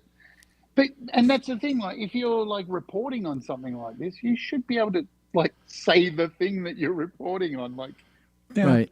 Yeah. common sense. Well, YouTube, as you found out, Lori, you can't show off your collection sometimes. That can be problematic. Who knew? And yet, right, what have we seen? And of course, I don't want to dwell on this, but all we've seen on the news for the last 3 weeks is actual real footage of somebody getting gunned down in Minneapolis over and over and over and Yeah. over. Right. But somebody brings out something to show it, and it's like, Yeah. I know. Yeah. off to bed you go. Well, that again, Shut that up. just the Such a screwed up ludicrousness society. of that. Silly Yeah. stuff. And kind of changing it up just a little bit, but Lori, didn't you say that there was like these cappuccinos that are like on 10% sale tomorrow morning or something? 50% off tomorrow. 50% off. 50% off. 50. Just for tomorrow. For the That's half. Just tomorrow. For you guys who don't math. So what I'm thinking is the Friday night hang is going to be pretty relaxing for your guests because you're going to have it under control. I'm going to be pretty freaking hyper if I have that. Yeah. Well, no, there's a couple of places in town that have awesome cappuccinos, but they close at 2 because they're just like coffee shops. So why stay open late? So this is an actual bigger place.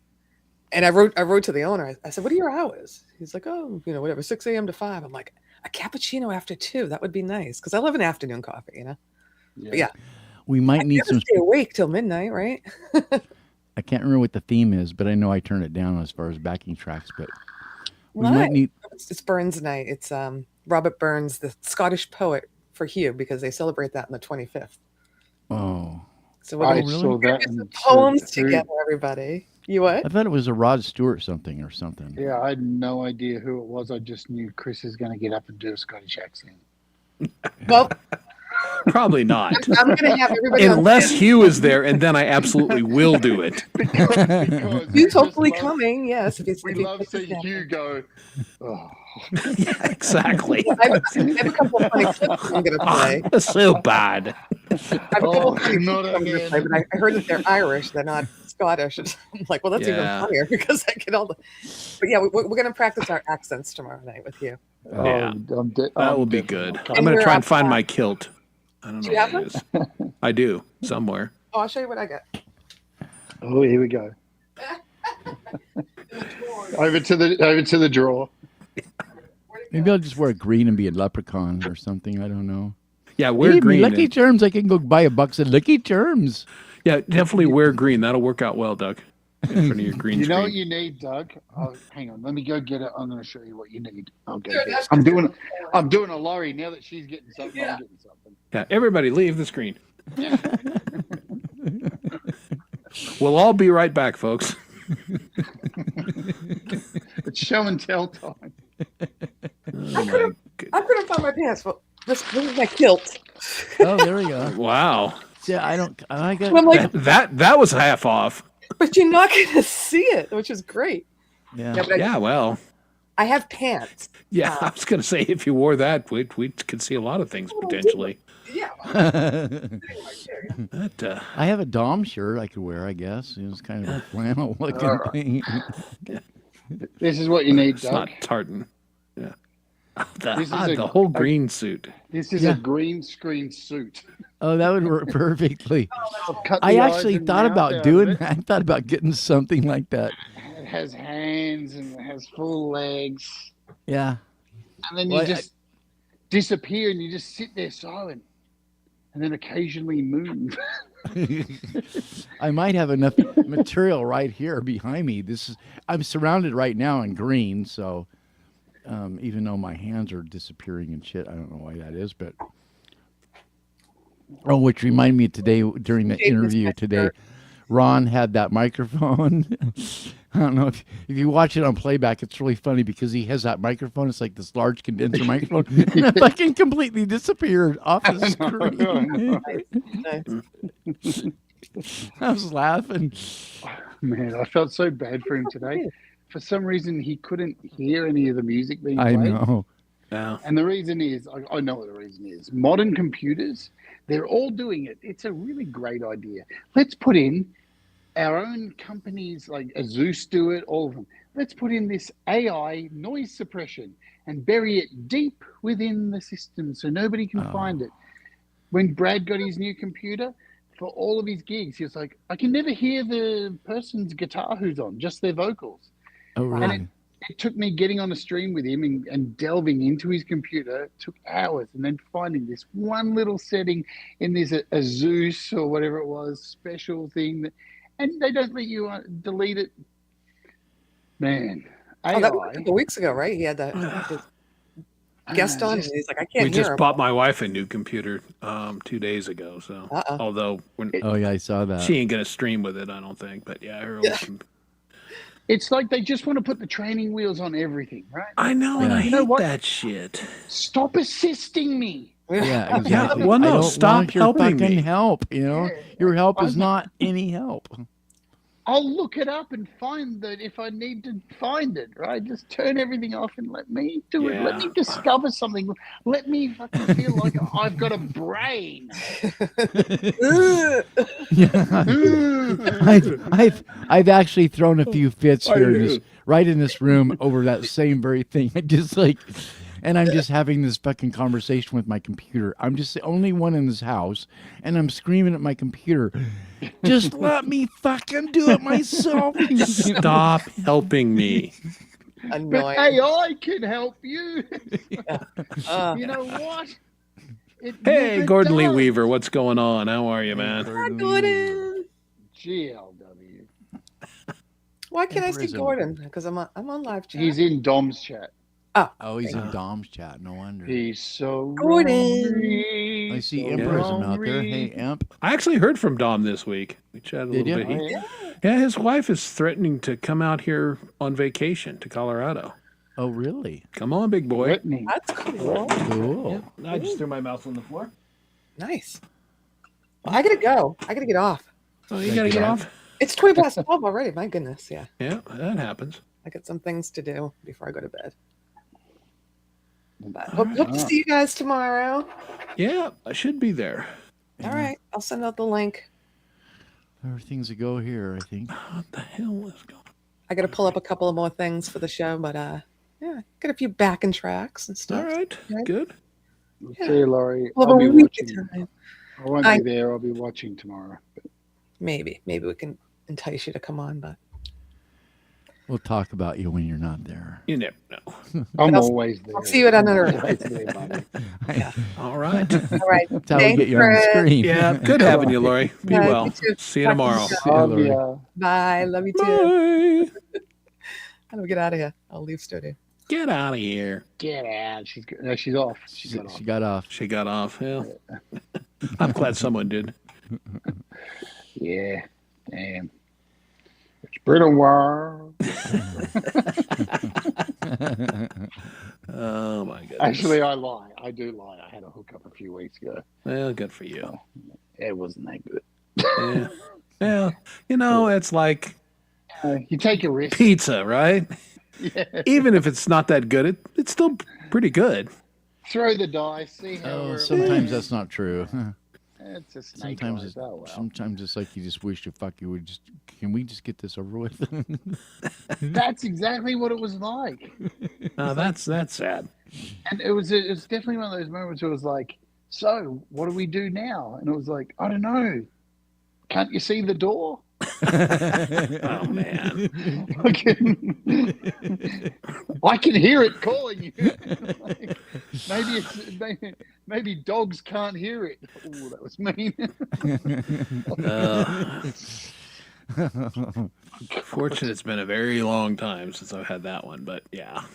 Yeah, take a risk. Whatever. Yeah, my arm grew back.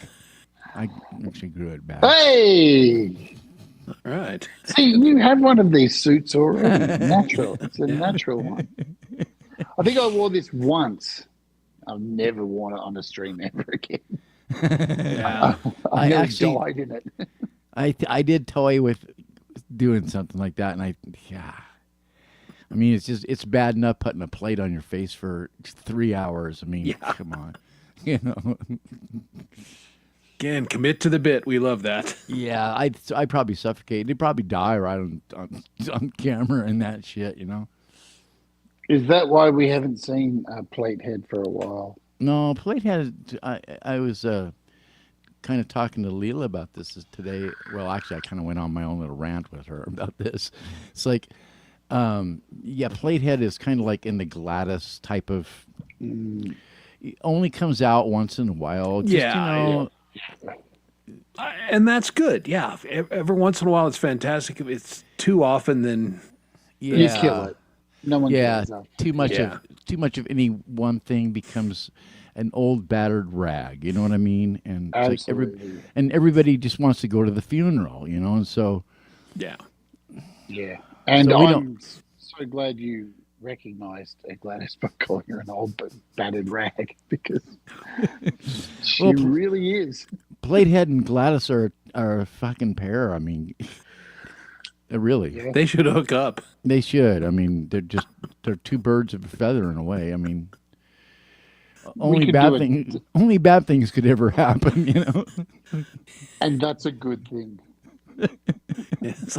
I'm already imagining it. Oh my. Platehead, Gladys, and Juan, the comedy tour of the United States. Juan wanders in. What are you doing? Oh, hello. Would you like a plate of chips, Platehead? Oh, no. I don't want to go there myself. I can still do that voice pretty quick. Could you? Hey, look, it's just crazy enough to work as a television series. Exactly. Holy shit! If people can watch like the documentary on Hulk Hogan and his family, people will watch it. Oh, yeah. They'll watch anything. Yeah. Well, I mean, the Kardashians or what? Yeah. Well, yeah. Jesus. Those are a whole grade of Oh. different kind of people watching those They are shows. famous for doing a whole lot of fuck all. Yeah. I'm not really sure I really want to attract those kind of that kind of an audience. You know what I mean? Those are They're There's loyal. that. Yeah. yeah, and with those kind of audience come stalkers. You know, so True. although Platehead is kind of a stalker, I would love to see Platehead in a comic. The potential for a comic is then you don't have to like Yeah. suffocate for your art. Yeah. Just do a cartoon or a comic and do the voiceover. I mean, that would be. that'd be fun. South Park Yeah. has been on for 20 plus years doing that shit. so- Absolutely. And there's so many ways to do animation that's creative today that doesn't take a lot of work. South Park proves that, right? You know, Right. It's never really, when they have done wilder stuff, it didn't really change the humor. Yeah. They can quite easily go back to how they've always been. Yeah. I mean, the example of it is there's been a comic book in Japan for years, and I can't say the word, but we'll say grape man, right? So again, I'm doing the YouTube thing. I can't say the real word, so we'll put a G in front of it. But if a character like Grape Man can exist, and his whole thing is, I'm here to hurt women. I'm here to squish some grapes. A dude with a plate on his head in crazy hijinks. Yeah. Yeah. Potentially even PG-13. With a moral of the story each week, right? Yeah, well, And a whodunit like Scooby Doo, perfect. yeah, well, as soon as you throw Gladys in there with the dildo microphone, things get kind of Well, listen, I don't know how I got away with that on YouTube. But I got away with it twice. I know, I was fucking dying. Because you were so, Gladys was so earnest about it.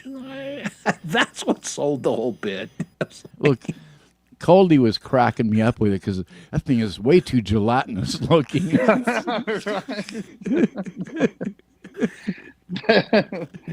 of Mike Viagra. I bought that solely for the jammies, right? And I didn't expect when it got here, because I haven't bought one of those in forever, right? And when it got here, I took it out the box. It was like, why is it so wobbly? What is happening? Like, isn't that the opposite of what women want? Yeah, I'm thinking. No. I'm lost. Every old man on the planet. Just add Viagra. But that's what made the gag hilarious. But that's it. And the more I wobbled it, the more it was like, this is boring now. I'm going to have to choke and have it in my... And as soon as I did that, I was like, all right, that's getting the whole thing shut down. That's too much. But apparently, hey, all good. Have you seen those channels? There's channels out there, and I'm subscribed to some. I had no idea these channels exist. There's channels where chicks just try on lingerie on YouTube. And Really? just try on lingerie and then just stand there and spin around and parade around. And I'm going, hang on a minute. Whoa. I got that feed for a little while somehow, and I'm like, it's like transparent lingerie try-on. Yeah. And okay, and they're, asses hanging out and everything else, and I'm like, what? Really? What are we doing here? And I don't get that channel. And poor Dwight shows off a collectible and get the fuck out of here. I was shocked. After I subscribed to 35 of them, I was really shocked. I wrote a letter. I complained. I wrote a letter. This is terrible. How many of these channels are there? And what are their addresses? That's, speaking of Gladys, one of some of my favorite prank calls, because that's how Gladys started. It was on the prank. I used to hang out on prank chats and stuff, and I'd be on there on camera in the prank things as the old lady going, I'm going to call all these places and see how far we can push people. Because old people can get away with everything, right? You can be racist. You can just say such horrible shit, and people go, "Oh, just an old person," They don't know any better. Exactly. That's it. And some of the shit I have done on some of these prank calls, I convinced this.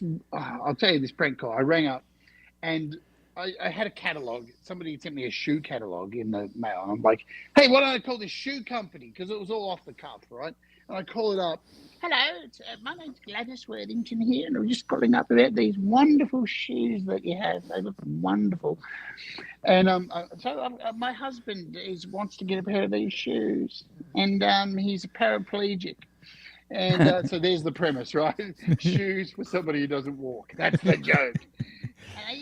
We would love these shoes. And I spray this whole story trying to shock this woman. And then after 10 minutes of me babbling on about how he can't wait to try on these shoes, she goes, you do realize you've called a ladies' shoe shop? The beauty of it is how quick you can pivot. And it's like, oh, I know that exactly, dear.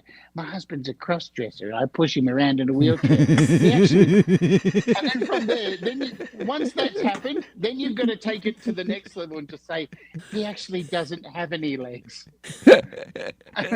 And straight away you can hear her go, what? Well, he does have legs. What I've done is I crocheted some legs for him. And he loves to dress as a woman, and with his crochet legs with stockings on them, we take him out and parade him about in the shopping centre, and he feels so good. And and the woman sent me a special catalogue with special men's sizes for fucking shoes. She actually believed it. She's like, all right, well, here's a catalogue. Like, oh, man, what do I have to do to, like... Crochet some legs. Can you... No, nobody's done that, right? But, seriously, I rang a shoe polish place and told the man there, this calls up on my SoundCloud account. This is so racist, man, right? And I called up and said, hey, my... son, he's marrying an Aboriginal, an Indigenous woman. And I'm going to the wedding and I don't want to feel out of place. So I'd like to get some shoe polish. It's so wrong, right? It's so wrong. And the guy goes, no, I wouldn't do that.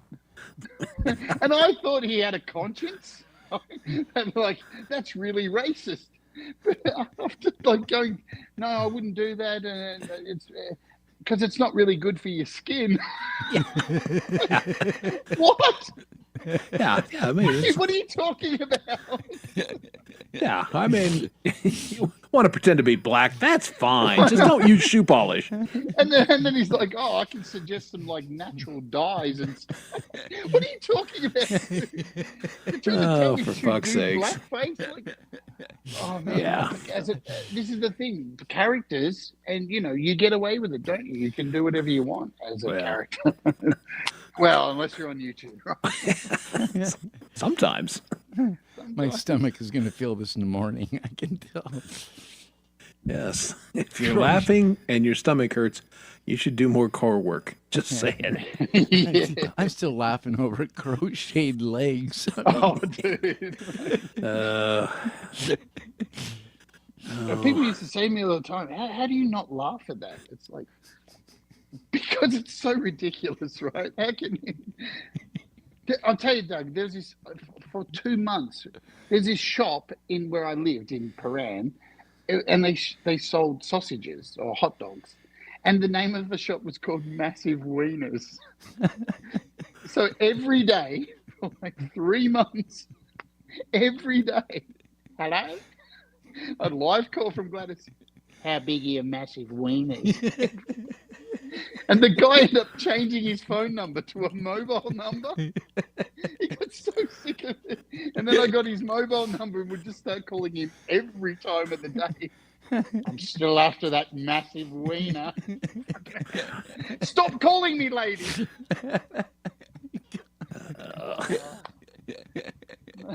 This is why I don't do that shit anymore. That's why we're here on YouTube, because some of us never grew up. Exactly. Who wants to grow up? I don't. Not me. No way. God. Then you succumb to the pain. Yeah, exactly. Then you go, wow. Well, then you can't find humor in old and stories shit like hurts. that. You ever notice Yeah, old look. people, the real old people, they just don't have a fucking sense of humor anymore? I mean, well, some Yeah. people do. Some people do. They're Some angry. old people They're do. so angry. Yeah. Angry. Angry about something all the time. Yeah. Yeah, Well, I know younger people don't that are get kind of that. angry like that too, though. So No, there's a lot of people that are angry all the time. That's their state of being, and yeah. I don't get that. I think they've been programmed to believe that's that's the case. That's where we are at the moment. Keep Yeah. everybody angry. Keep everybody at each other's throats. You know what, though? I think one of the things that we do have going for us, that a lot of people don't have, is we have an escape, and we call it music. Yeah. Yes. And that really, for me, if it wasn't for music, I think I'd go fucking insane, in the world we live in. Yeah. Yeah. because I can just jump in and kind of lose myself in what's going on and not watch the news for like a week and a half, which is very common around here. I don't watch the news hardly ever at all because I hate it. It's just bullshit. It just pisses me off, and I get my blood pressure goes up, and I just want to start, becoming violent. And so, I can't watch the news. So I write country songs about how pissed off I am. That's my latest thing. I don't write country songs all the time. I write all kinds of songs, but but the latest. The news is in a bad way. Yeah. When they don't even give you the story of the duck riding the skateboard to close the show.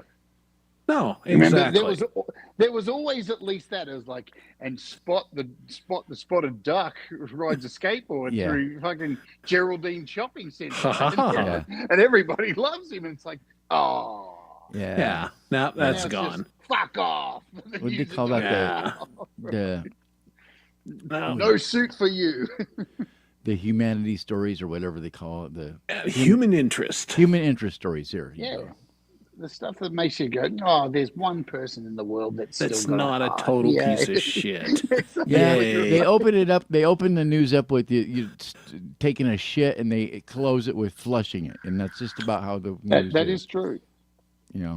Look, that's one of the things I'm unhappy with Apple about, like that I get angry about, is that their whole marketing used to be about, hey, look at what these things do for this person, and you kind of felt like, I'm that person. Oh, I know somebody who's that person, and it wasn't just. And then they talk about numbers, right? But you weren't a number. Now it's just like, we've sold 100 gazillion phones to people and iPads. And you go, all right, so that just takes away all the humanity out of it, because it used to be, here's Peter who had his legs decapitated again, and now has crocheted legs. Remember, the last 10 years, Apple's been run by a bean counter. And that's the way bean counters think. And exactly. Well, but he did do it for a long time. He did carry the Steve Jobs torch of that, and then he ran out of things to do on the Steve Jobs list that he had left behind. And two, then the marketing part of it extends way beyond. I mean, it's like you buy something, right? Like, I just got him buying something today, and it's like, so I buy it, and it's like to unlock the fucking thing and all this other horse shit, and then you got to go and all these password things you got to go through and blah blah blah blah blah, and you go to go through it, and pretty soon you're back to square one, and you're trying to sell you the fucking product that you just bought, and it's like, we're going in this vicious circle. I need to get out of this fucking circle. I've already bought the product, and you're trying to sell it to me again, and it's like, no, I don't want to add it to my cart. My cart has already been filled, and I just want to download the fucking product. And so you go play this game. I mean, it took me like 2.5 hours to finally get it all figured out to where it's like everything was finally get the product, downloaded and shit. But it's like, it goes back to, and I've noticed this with other products too. It's like you buy the thing, and the next thing you know, they're back to square one, and they're trying to sell you more shit. And it's like, I've already bought the fucking thing. It's like, leave me alone and just help me. Just let me use it. Just let me. Well, Apple, we'd open talking about creativity, and once upon a time, Apple really, that was their message, that this is going to help you unlock your creativity and do all of these things, and they've really drifted away from that message, which is unfortunate, because the product still is great about helping you unleash your creativity, but they just, again, probably, I don't know if it's the marketing people, I don't know if it's Cook or whatever, but they've just kind of lost the narrative in that, and it's unfortunate. There's a reason why when I worked at American Express, they would send so many companies to American Express just to come and sit in on how we did things. And when I first started work there, I got into the culture and was like, this is a load of bullshit, isn't it? What the fuck is it? But the longer you work there, you start to see some of the mantras that they're talking about make sense. Like, if you provide a feature, you just don't rattle off features. You say, here's a feature, and here's how it applies to you. Yeah. Right? Because features have benefits. Right? This is the thing. That's why it's a feature. That has been lost in its benefit selling. And I don't give a shit about the widget. How does this widget benefit me? Does it make me sexier? Does it make me richer? Does it make me faster? These are the things, and most of the companies, oh man, the PC guys are terrible about that. Got a 83 hertz, blah blah blah blah, and all the specs. Nobody gives a shit about that stuff. What does it do? How does it make my life better? And you don't see that like you once did. Well, that's Well, I the care thing about- with Apple chased Android because people who were on Android went, I don't like Apple because it doesn't have widgets. And people with Apple were like, what's a widget? Right. And then Apple were like, well, we got to get those people over from Android. So we got to eventually put widgets on the fucking phone. It's like, no, that's what defined the difference. Yeah. You understand? And I still it's don't know okay what a to have- widget is. Like, I don't need a big block taking up half my fucking phone with the weather on it. Like, it's on my lock screen, you idiots. And I don't care if somebody on Android doesn't like iOS. That's their problem. I don't give a fuck about Android. It's so much so I don't even know how it works. And I'm certainly not going to go after somebody and tell them, oh, I don't like Android. Who gives a shit? But that's what Apple did. They focused on the things that, because the pundits would always go, but Android had this 2 years ago. So who cares? Whenever you listen to the pundits in anything, Yeah. you've lost the narrative. Sorry. Pundits just get paid to just say stupid shit. It's the same with listening, because I watch a lot of Apple, channels. Sure. And they're all shills, man. No matter Yeah. what, they just spin it every time as like, yeah, I'm not sure about it, but it's Apple, so it's a magical. And I did that show on that new creative thing when it came out, and I shat on it for 30 minutes. And Yeah. some people got really upset with me, and it's like, I don't give a fuck if that's a thing that gets you upset in this world, when with everything else that's going on. Well, I've used Apple products for decades, but I am not an Apple fanboy. They, a lot of shit that they do, I'm like, what the fuck, boys? There's no Apple stuff here. I just live in the Apple state is all.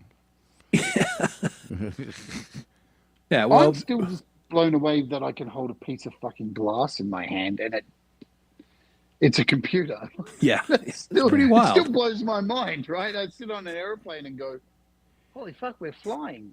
Yeah. And I'm on a piece of glass talking to somebody. Yeah. What? It's That's magical. That's crazy shit. Yeah, it But really nah, is. it's got to have a widget on it or it's shit.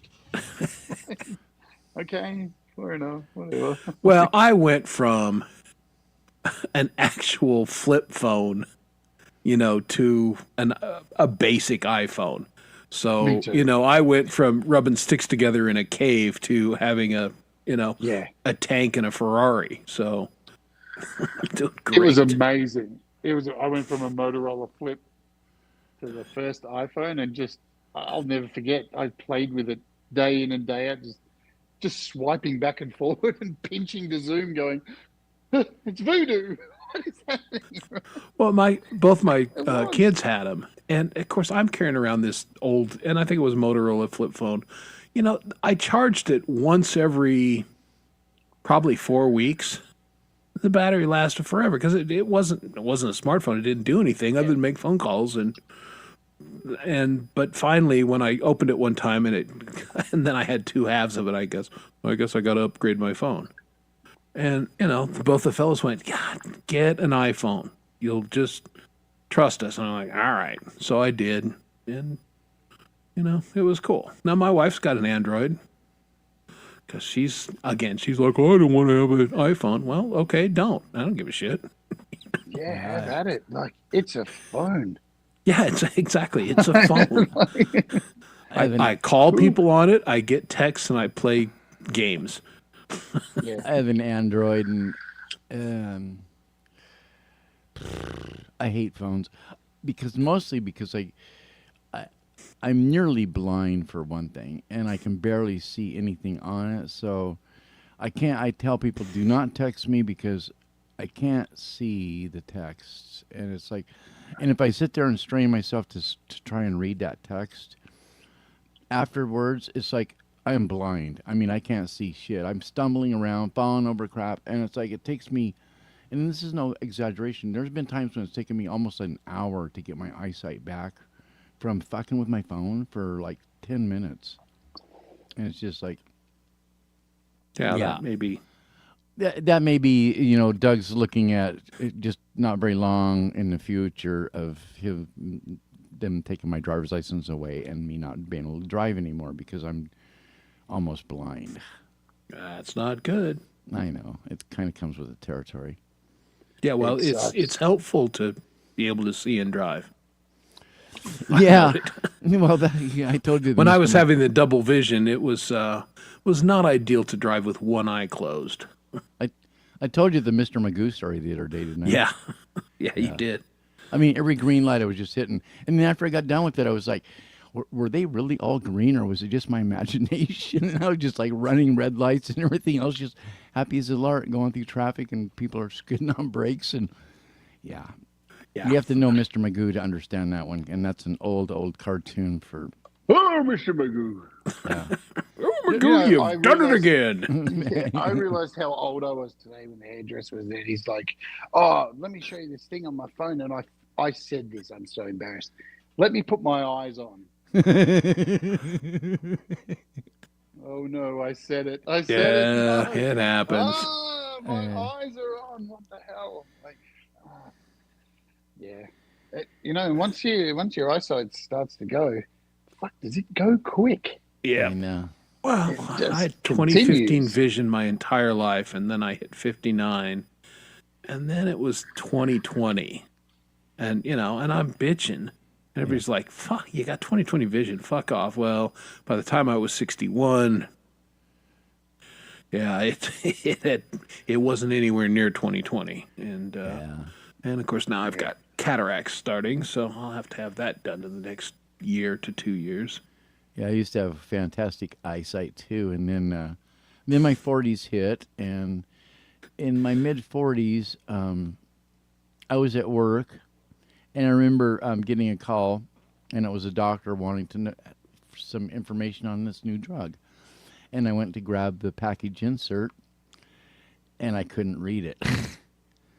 And it was like, okay, this is a wake up call. I had to get my tech to help read the thing to me, and she couldn't. She's like stumbling through these big words, and I'm having to help her through it. And it's like, oh, okay, well, I'll get back to you in a few minutes. I gotta do research on this a little bit, and then so then I'm having my tech read it to me, and next thing you know, it's like I kind of get it. But then after that, it's like I gotta get my eyes checked and so I ended up getting some glasses, and when I did, and I probably was about 45 at the time, I remember walking out of the office and putting them on for the first time, and it was like, oh my God, the world is like three-dimensional. It's like, it was just like so clear, and I'd been missing so much for so long, and it was just like the frog in the boiling water thing. I didn't even Yeah. know how bad it was getting until suddenly I wore could see. glasses. I wore glasses long before I didn't need them. Before I needed them, Uh-huh. I had a girlfriend who thought I looked hot in glasses, so I just got plain lenses and wore them all the time. Sure. And then when I would put them on, and then things started getting blurry, I was like, "Have I like goaded this into existence?" So the transition though, it was so much easier, right? Because I was already wearing glasses all the Yeah. time anyway, and I think I used to wear them more so just because the world is full of cruel pieces of shit, and I felt like it's weird. The things that you hide behind to feel a little bit more protected. Yeah. And I found when I used to, coming out as trans or whatever, I used to put on glasses and I blended in a little bit more. I felt like I never caught the same amount of nonsense from the general public. So yeah, when I needed them, and now that I actually need them, I fucking curse the day every day. Yeah. I know. Where are they? I can't find them, and I'm blind, so I can't see them. How does that work? I'm the only one in my family that didn't wear glasses until, again, I was in my early 60s. But and actually, that's not true because I always had like magnifiers, reading glasses just for when my eyes would get tired, or like if I was doing drawings, I would put those on and then an optivisor because I'm doing these little teeny detail bits, Sure. and that helped me see.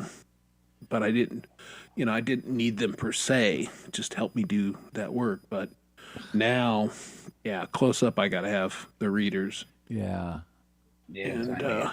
and I need Far some away, things for I'm good. distance. But again, 2 more years or a year and a half or so, and I'll get my cataracts done, and they'll put the lenses in, and then I won't need glasses anymore.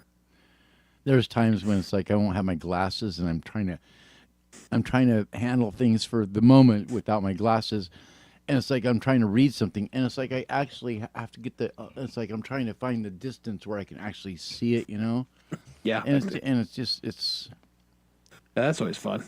yeah. I mean, there's been time, and I don't know why I'm doing this because I can't see shit when it's like up there that close, but I don't know. It's a weird thing getting further back, That's what really. I think I frustrates- screwed my eyes. I think I accelerated it because I was bedridden for quite a few years when I was going through ITP and all that nonsense. Oh, And I didn't want to live. Like, I've talked about this on my channel. Yeah, I was convincing myself that this sucks. I don't actually want to be here. I'm just going to do drugs and just fuck myself up till I hopefully pass away. That's the mindset I got to, which happens when you're ill, right? And I spent a lot of time in bed making music on an iPad, staring at the iPad for hours and hours and hours on end. So much so, I have burnt into my fingers because of the holding it. The heat actually has burnt these marks into my fingers. oh, really? That's when you know you've been. That's holding up hardcore. Yeah. That's too long. yeah. But I didn't realize, right? Because I was messed out of my head, sitting there, just focusing on making music all the time. Because it was like I convinced myself into this world of there's nothing to live for. Just keep making music to leave some kind of legacy, and that's all I did. Meth music, and I produced a lot of great music. But yeah, I've got these. They're literal burn marks into my flesh from the heat of the iPad. Wow. So That's get pretty a hard. stand. Yeah, the moral of this story: meth is fine. You just get a stand. Meth's not the problem. Moral of the story. Get a stand. Yeah, yeah. Keep Get an taking iPad meth, stand. kids. Keep taking as much meth as you can. Yeah. Mix it with everything else you can. Oh, And, yeah. Maybe that's not the message, but No. Don't do that, folks. Don't do it. If you're watching, if you're a child out there with a future ahead of you, don't do that. don't do that. No. Don't be me. I'll tell you, lastly, because you're probably going to close this soon. Yep. In saying that, you know what's a beautiful thing? Being able to claw back out of that. Yes. Because that's the thing, right? A lot of people, it's not easy, but it is really possible to do it. You've just got to decide to just change everything. Yeah. I was talking with Alec Gratilla yesterday. We had a conversation about this, how, I think sometimes we look back at ourselves, and I'm so guilty of this. I look back at who I was 15 years ago, and still, I don't look like that anymore due to certain things. And it hurts. And the reason I did YouTube was to try and get on camera and start to actually like how I looked again. And it's made, and I think I'm finally at that point now where I'm going to let go of all my old photos of what I used to look like, because I'm still holding on to them, but with my website. And tomorrow, I'm taking my entire website down and I'm building a new website from scratch, simplifying the whole thing, and using only photos of me from now. And I think that's a really good thing to do, and maybe let the past fucking That's finally healthy. die. Yeah. The past exists, and it's fine to acknowledge that. But yeah, far too many people live in the past and they never claw out of it. And the past is the past. You're in the Shoulda, here woulda, and coulda. now. Well, and the thing about it is everybody has different coping skills, and so, I mean, what works for somebody won't work for somebody else, and so we all have to Absolutely. find our own path on what we need to do to be okay. And, I mean, it's a balance of a lot of things life is in general. And so,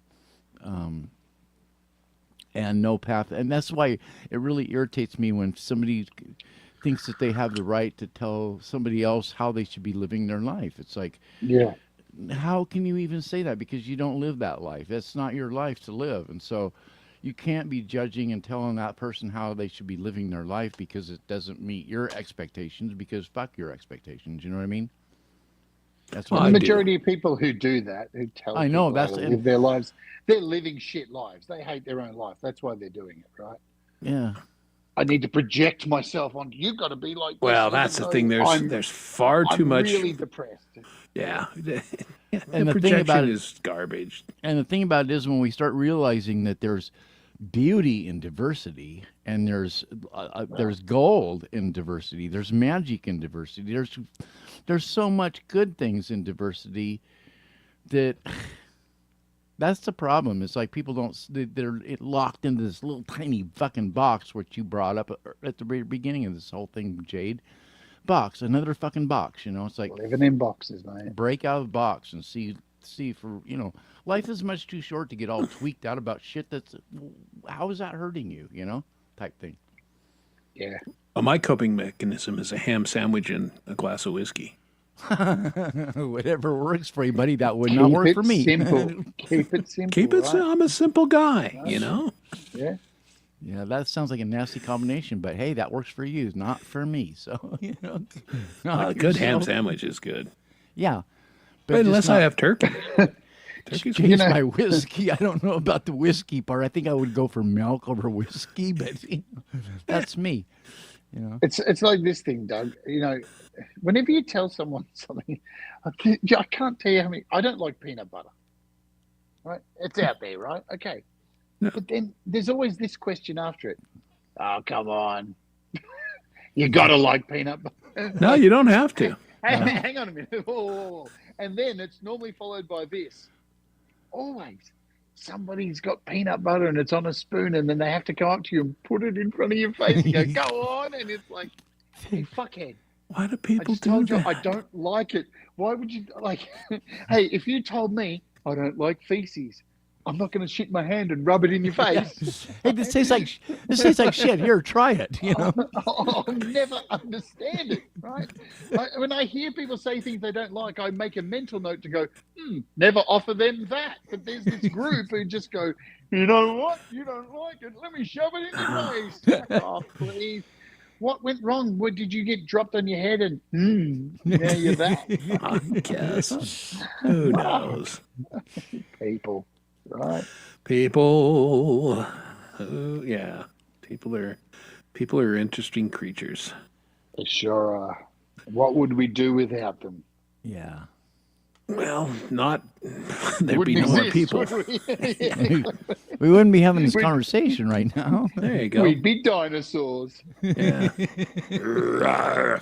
Sometimes I already feel like that's what I am, Oh, well, that's. Well, you got to understand the joke. This channel, which nobody can see, is our Domini's StreamYard thing is the Dino Squad. Because, somebody, when we were getting into this, somebody just, you guys are just a bunch of old dinosaur rockers. It's like, yeah? And? Their Hello? point would be what? Born in 62. I mean, 70s and 80s music. Yeah. Dinosaur rocker. So, yeah. I'm not that's even going just- to talk about when I was born. God. Yeah, dinosaur rockers, baby. I'm good with that. I'd be happy if it was the 60s. Huh? Some things yes, some things no. Well, we covered creativity and we covered dinosaurs. There's nothing else to talk about. Nah. But we didn't cover dinosaurs playing football. So I mean, No, but you know what? I'll be here next week. Yes. Put that on the list. Let's start with that. I'm writing it down right now. No, Thanks, it's cool. Chris, for creating this hang each. Yeah, I this is love fun. coming on here now. You know what? I love having you folks on because it's, we can just, I never have an agenda. I don't ever know what we're going to talk about. And, we just talk about things that come up and that interest us as creatives. So The hilarious part is, like, half the time I forget that we're even live. Like, I know, right? I know. Well, that was the basis of this entire show. Dom and I just sitting around shooting the shit. And we were doing it, and we went, we might as well go live. yeah. And the show, that's what it's been ever since. So, Oh, those shows are normally popular, right? There's a lot of room for that content.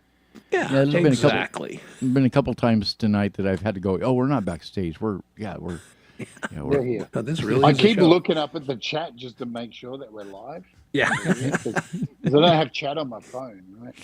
Yeah, indeed. And Hey, I you know want to the thank worst- everybody in the chat for being here. You guys make the show with your cool comments, and I appreciate you guys each and every week. I think I will leave us with a song from Adorable. Oh, hey, there's Jade. That's how I've been frozen for the whole time I've been Yeah, on here on how the TV, nice. looking at that. Like, Jesus. Anyway, Yeah, sorry. we're gonna do Adorable We're gonna do Anarchy. Who's if you guys know Glenn Campbell's Wichita Lineman, I love yeah. this song. And she does a version of it, so we're going to go out tonight with Adorable Anarchy's Wichita Lineman cover. Thanks for being here, everybody, and we will see you all next week. Be well. See you later.